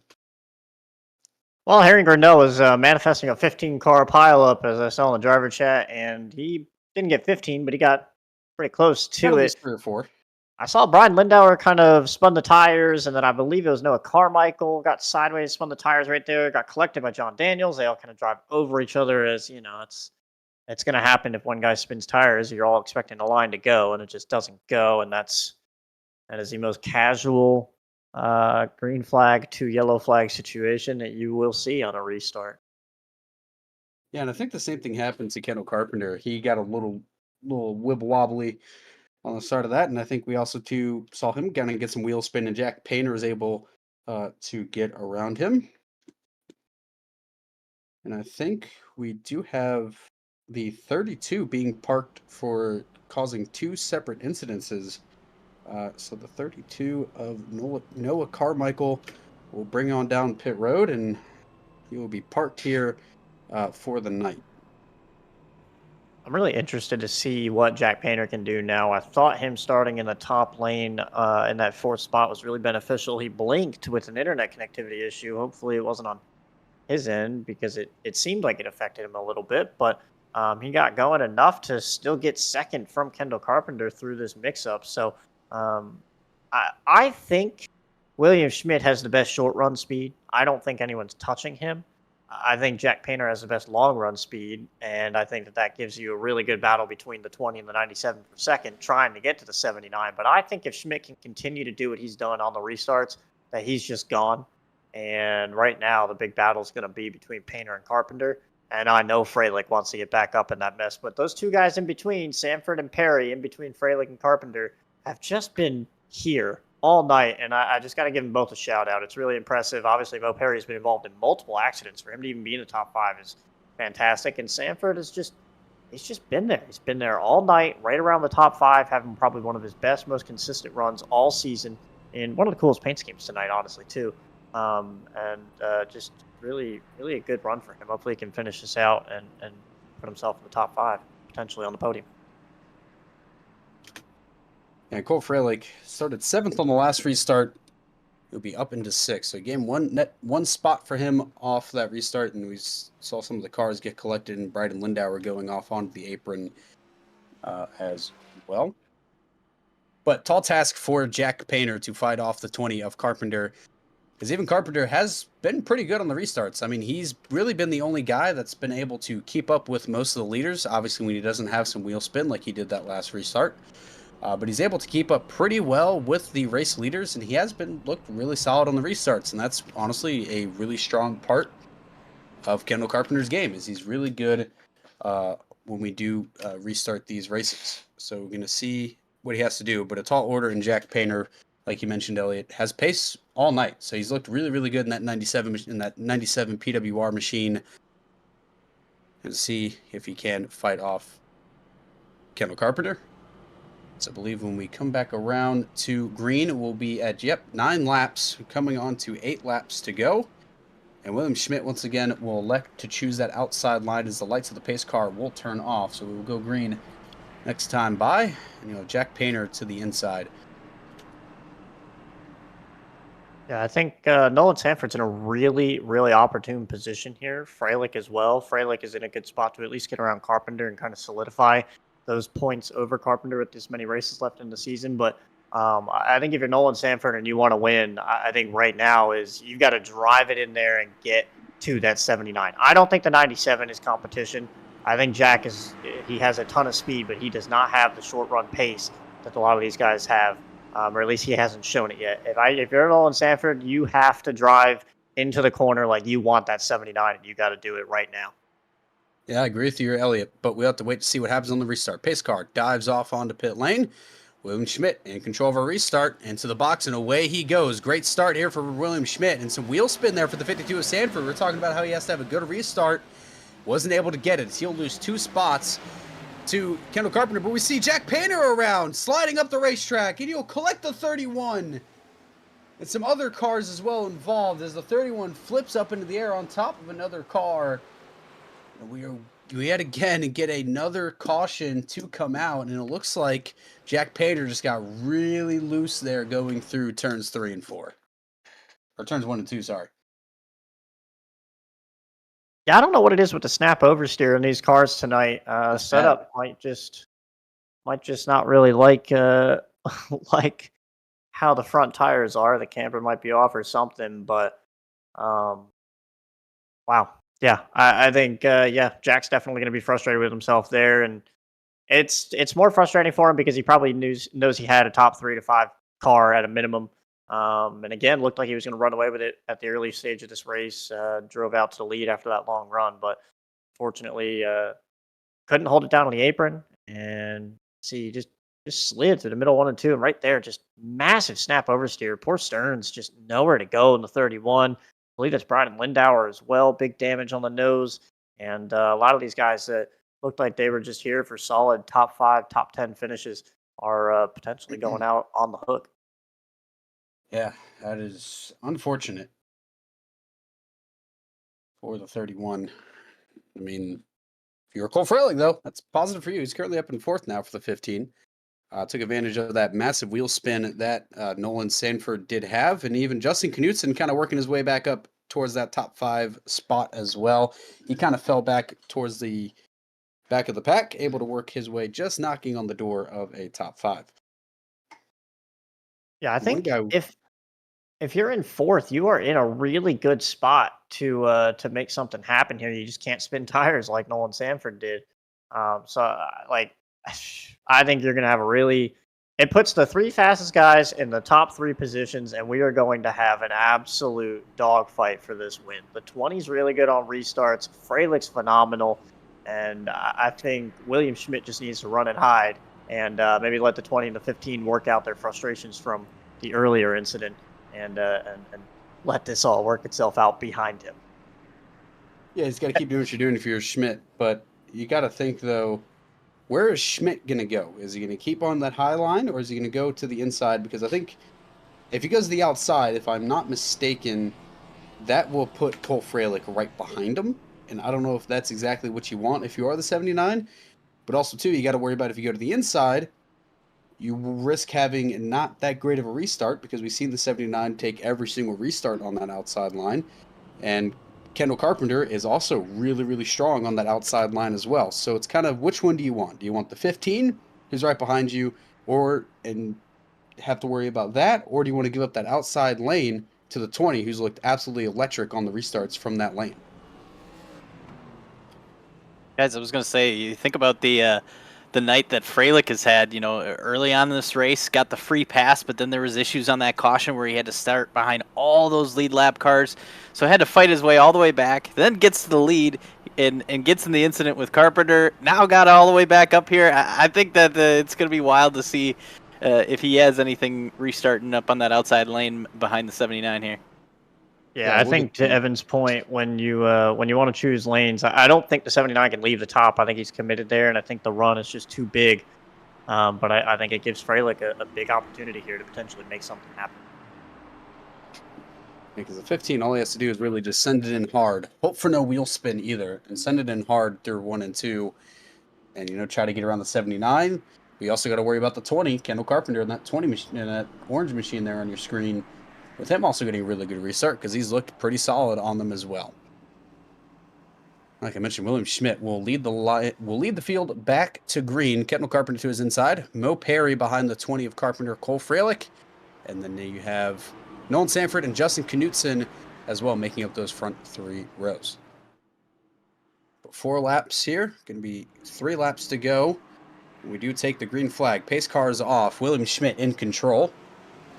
And he'll take off, and a bad start for Sanford there towards the back. But great start for Kendall Carpenter as he's going to go side by side with the 79. And Cole Freilich going to be all over the back bumper of the 79. But you don't want to overshoot it. Don't overdo it if you are the 15. As a little bit of a snap there from the 20. An amazing block gets into the wall a little bit, the 20. And he'll get kind of shoved up the racetrack a little bit with the 15 right on his door. 2 to go right here. The 15, the 20. Cole Freilich, Kendall Carpenter side by side. They're dooring each other towards the back, wrecking, and we're going to get a green light checkered. Oh, Levi Wolf around the 13. We saw him kind of do a pit strategy there, trying to make up some spots with some fresher tires. And the 13 will go around, bring out our 11th caution of the night, if I'm not mistaken. Unfortunate for the 13. See the screen gets just cleaned out by the 48 of Kevin Newton. And that'll bring out yet another caution. So we'll re-rack, reset, and we'll have a green white checkered like you mentioned here, Elliot. And if you're William Schmidt, you're kind of not liking this at the moment because Kendall Carpenter did have a really solid restart. But, of course, the 15 kind of came into play there towards the end as they were kind of dooring each other and beating and banging here. Fighting for that second place spot and potentially win between the 15 and 20. I think you're okay with it. You're learning what Carpenter thinks you're going to do. And now that you're in the green-white checkered territory, you can change your attack point a lot different now. The only problem is if William Schmidt decides to wait longer in the box than what he just did, which he waited a good bit through that box, there's just a chance of pileups behind you and yellow flags all over the place. So we're definitely going to get an interesting scenario as this unwinds, but I just keep looking at who it rotates into that 4th spot because now Mo Perry is going to start outside of Cole Freilich. And again, like if you can get a good enough jump in that 4th spot behind the leader, you have the best chance to just go right up to 2nd because that's where that position's usually been ending up. If you have, the cojones to drive all the way through 1 and 2 as hard as you can. But so many of these guys are on edge trying to do that it doesn't really seem to be working this late in the game. But Mo Perry has now put himself in a really good spot to get himself a podium. Yeah, Mo Perry started 9th, currently up to 4th there for the 41 machine. Has some solid pace. He's got past couple of races as well. So he's looking just to kind of build on his momentum throughout the season. He's looking pretty solid to get on that white and red car. And Justin Knutson able to bounce back a little bit, currently up to 5th. But one guy I want to highlight here, Elliot, is Jeffrey Stanton. Stanton didn't have that good of a start. Qualified 25th. I think got involved a little bit earlier in a wreck, but currently up to 7th for that 61 machine. So he's doing pretty good. Bryden Lindauer's fallen back a little bit. He's currently 8th. He was up there in that top 5 spot at one point, but we saw him kind of have that wheel spin a couple restarts ago, and that kind of just shot him in the foot ever since. Well, Bryden was also the driver that drove under the 31 of Stearns when he went airborne, so might also be dealing with some front end and nose damage and some hood damage on the 43 car. But yeah, if you weren't going to point it out, I was definitely going to bring up Jeffrey Stanton, that Napa car down on the inside. He was the first car to go a lap down, if you remember. He was up in the outside wall, letting the field go by about 30, 40 laps into the race. So I thought it was potential, hardware issues or something on his end, but he stuck with it, and he has proved that, if you can just avoid all the chaos, you can take yourself from a dead last starting spot and put yourself in an opportunity for a top 5 or a top 10 position. So really impressive run for him. And Knutson has kind of slid under the radar, still right there in 5th. He's got the opportunity to do something tonight. So definitely a lot of solid runs right around that top 5 to 10th place positions. But all eyes are on the 79, the 20, and the 15. Top 3 in points, top 3 on the track, as Mo Perry now lines up on the outside, and we're going to watch them do battle for 2 more laps, potentially more, barring any more issues. It's going to be our first overtime restart here at The Rock.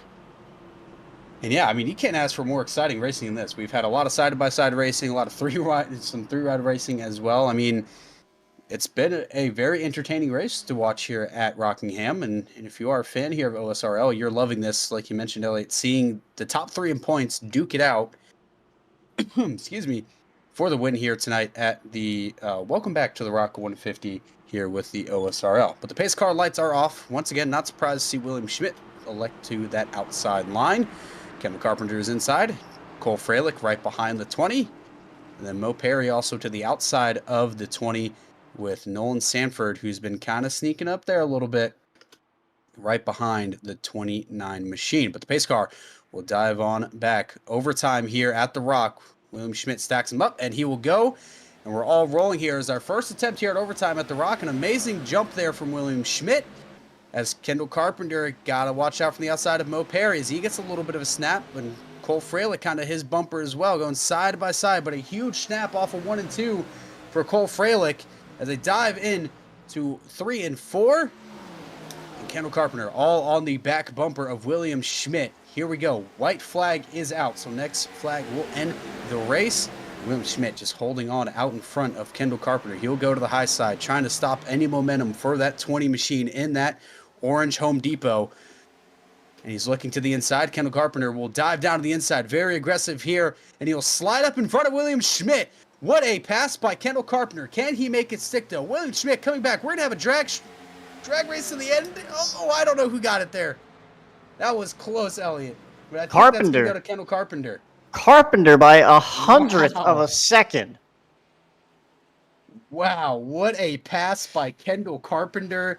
Going into 3 and 4, just absolutely dove it in there. Slid up in front of William Schmidt and stole a win from the 79. I think Schmidt's going to wish that he had that last 3 and 4 back because, man, if he could have gotten to the gas a half a second sooner, that would have been the difference. Kendall Carpenter's third win on the season, and that's kind of the best case scenario for a point scenario right now. As Cole Freilich finishes behind them, Kendall Carpenter wins the race, and William Schmidt smack dab in the middle puts all these guys just a bit closer as we move on further in the season. Yeah, and that's the first win in quite a while for the 20 of Kendall Carpenter. Trying to go back and actually see when his last win of the season was.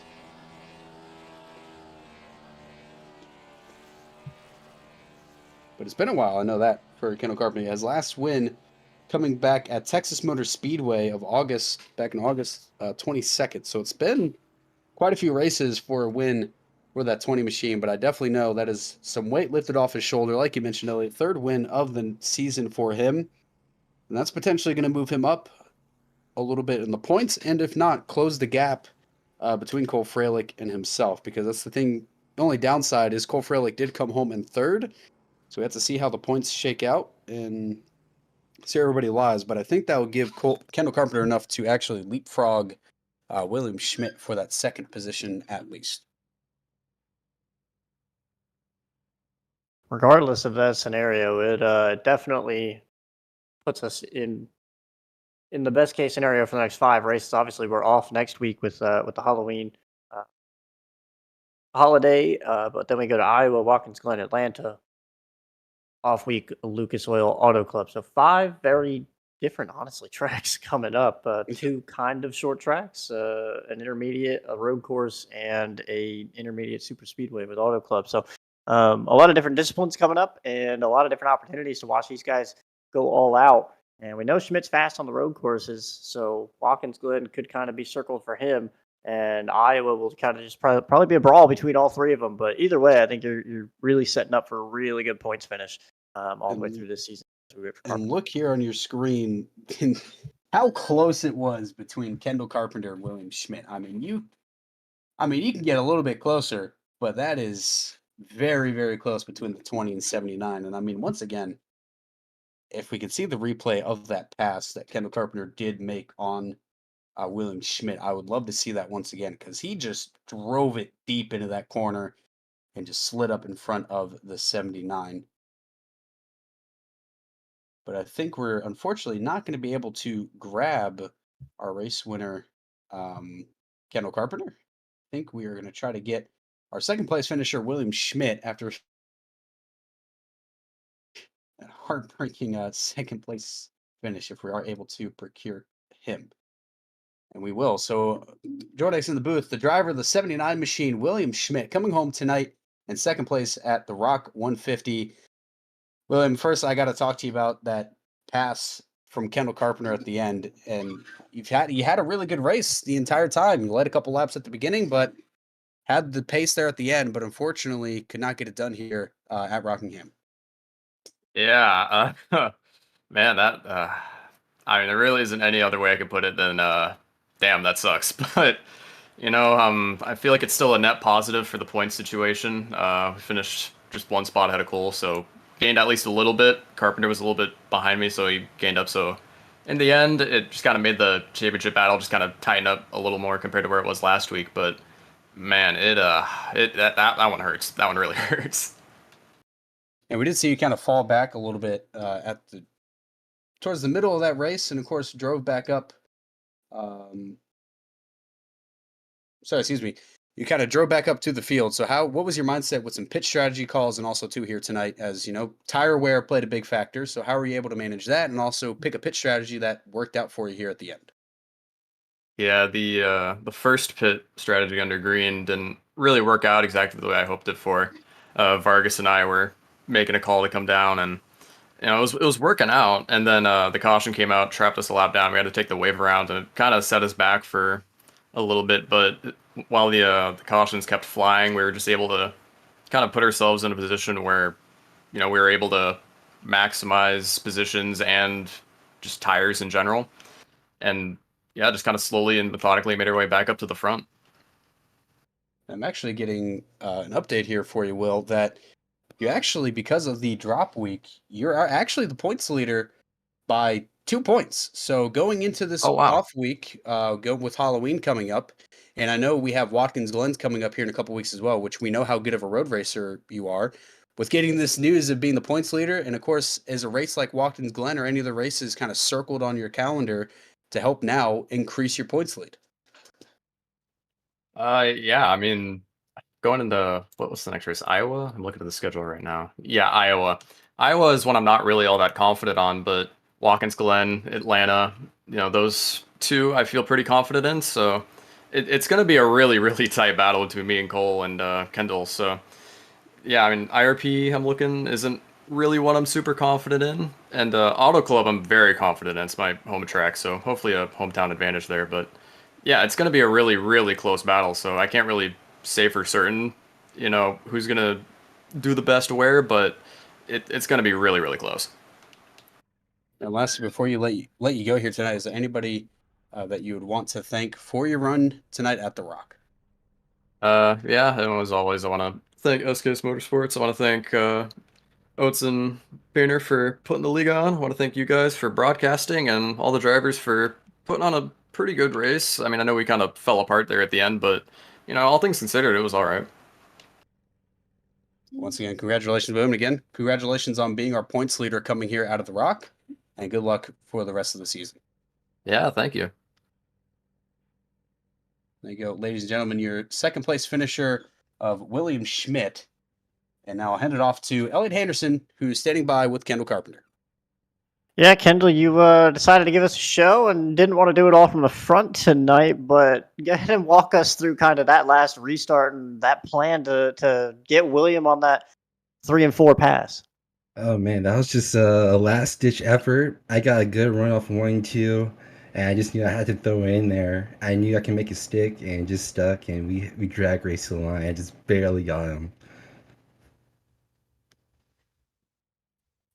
And then, obviously, pit strategy was pretty big tonight, but you got cycled back a couple different times. Was there anything that you were kind of worried about with tires or trying to get up through the field? Obviously, you didn't qualify very well. Was it kind of sketchy getting up through the pack at all? I mean, the only thing I was worried about was just wrecks. I was afraid of somebody spinning out in front of me, which happened a couple of times, and I was just able to get through it. But it was weird. I messed up my second lap of qualifying, so my first lap was the only one that counted. And I thought, oh well. And then I started the race, that first run, that first long green flag run, I was actually very fast. I drove all the way up to fifth from 15th, or like 17th. I think I got back at one point and drove all the way up, saving tires. And it was just, it just gave me the confidence that I can come up there and at least get a good finish, which I desperately needed after this string of terrible races I've had. Yeah, we definitely saw that speed on display early on, and to sum up the bad races, it's now put you in a pretty awkward position points wise with the drop week. Schmidt's actually up top now, first in points. Freilich second, 2 points back. You're now 23 out, but close it up from the 35-point gap that you had going in here tonight. How do you feel about these next 5 races, about trying to catch those 23 points up? Well, I now that I have some momentum, I feel pretty good. But the last like 5 races was like races I should have finished top 5, and just one way or another, either my stupidity or just the race, I just couldn't. I couldn't get up there. And I had like 3 or 4 top or 19th place finishes, which just killed me in the championship. So I got to lock in. Iowa is a really good racetrack for me. I think that's another track that I can get a win here in this car. And then the Glen, I think I can get another top 5. Atlanta should be good. IRP and home and all clubs. So I feel pretty good about the next couple of races. Well, we definitely expect a show from you like we got tonight. Potentially the closest finish in OSRL, definitely the closest of the season. Congrats on the win, Kendall. Anyone you want to thank for tonight? Yeah, well, before I do that, I do want to apologize to Cole because I did get, but we're going to review that incident. I think he came down on me, but we're going to see. We'll see. I think from right now it's just as a racing incident, but yeah, I hate taking out another, especially a championship competitor like that. That's not what you want to do. But yeah, just shout out. Just I don't have anything to shout out. Just thank you guys again for broadcasting, and thank you to Jonathan Oakes for the OSRL and letting me come up here and race and get some wins. Well, we look forward to hopefully speaking to you soon again. Enjoy the off week, and we look forward to seeing you in Iowa. All right, thank you. Yep, have a good night. And that's your winner, Kendall Carpenter. I believe we'll go through results from here. Evan wants to take it away. Yes, we will. So, yet again, we just interviewed our race winner, Kendall Carpenter, coming home in first place with that gutsy move there on the last corner of the race. He'll be a race winner here tonight at the Rock. William Schmidt, starting from him, we heard the disappointment from him coming home in second. Cole Freilich, Mo Perry, who had a really solid run, able to get up into fourth for him. Nolan Stanford, also running in the top 5 all night, comes home in that top 5 spot. Then we'll have Justin Knutson, Bryden Lindauer able to come in home at 7th after being multiple laps down and also starting 24th. John Daniels, Stephen Gibson, and then Chris Pervalarkis rounding out your top 10. And Gavin Newton from 18th to 11th on the night. Levi Wolf, who we talked about with the different tire strategies going on there, ends up 12th. Not a bad night overall. Harry Grandel suffered from a couple different incidents and some suspension issues. Will finish 13th after running up front and leading some laps. Isaac Johnson will finish tonight in 14th after starting 24th. And Jeffrey Stanton will round out your top 15 from 25th. Jonah Malashak will be your first driver, 8 laps down to be specific, in 16th. And everybody left on this list had disconnected from the race due to incidents or other issues. Chad Stearns ends up 17th, Jack Painter 18th, Noah Carmichael 19th, and Ryan Vargas rounds out your top. And then our last bit of drivers here. Chelsea Carter also bowed out of the race early, getting involved with an incident. Ruby Estes, same thing for them. Bowed out of the race, coming home in 22nd. Jackson Sims, and then Michael Deach, Jonathan Oates, and Gallagher did not race, but Deach will round out the last position in 24th. So that is going to do it here for us tonight. Another great race here in the OSRL. Saw some late action, saw a lot of cautions, but nonetheless some great racing here in the OSRL. We do have an off week for OSRL, but right after that we'll head to Iowa for that race. That will be November 7th. So make sure you come back and tune in here at Split Second Broadcasting. And also too, we'll see the season finale of the GLR Truck Series on Tuesday night as they finish at Legacy, Texas. So make sure you also tune in for that as well. But for Evan Snyder, Elliot Henderson, Ross Brockman, and of course, Jeffrey Johnson, our producer, we're saying so long and good night here from The Rock Everybody have a good one.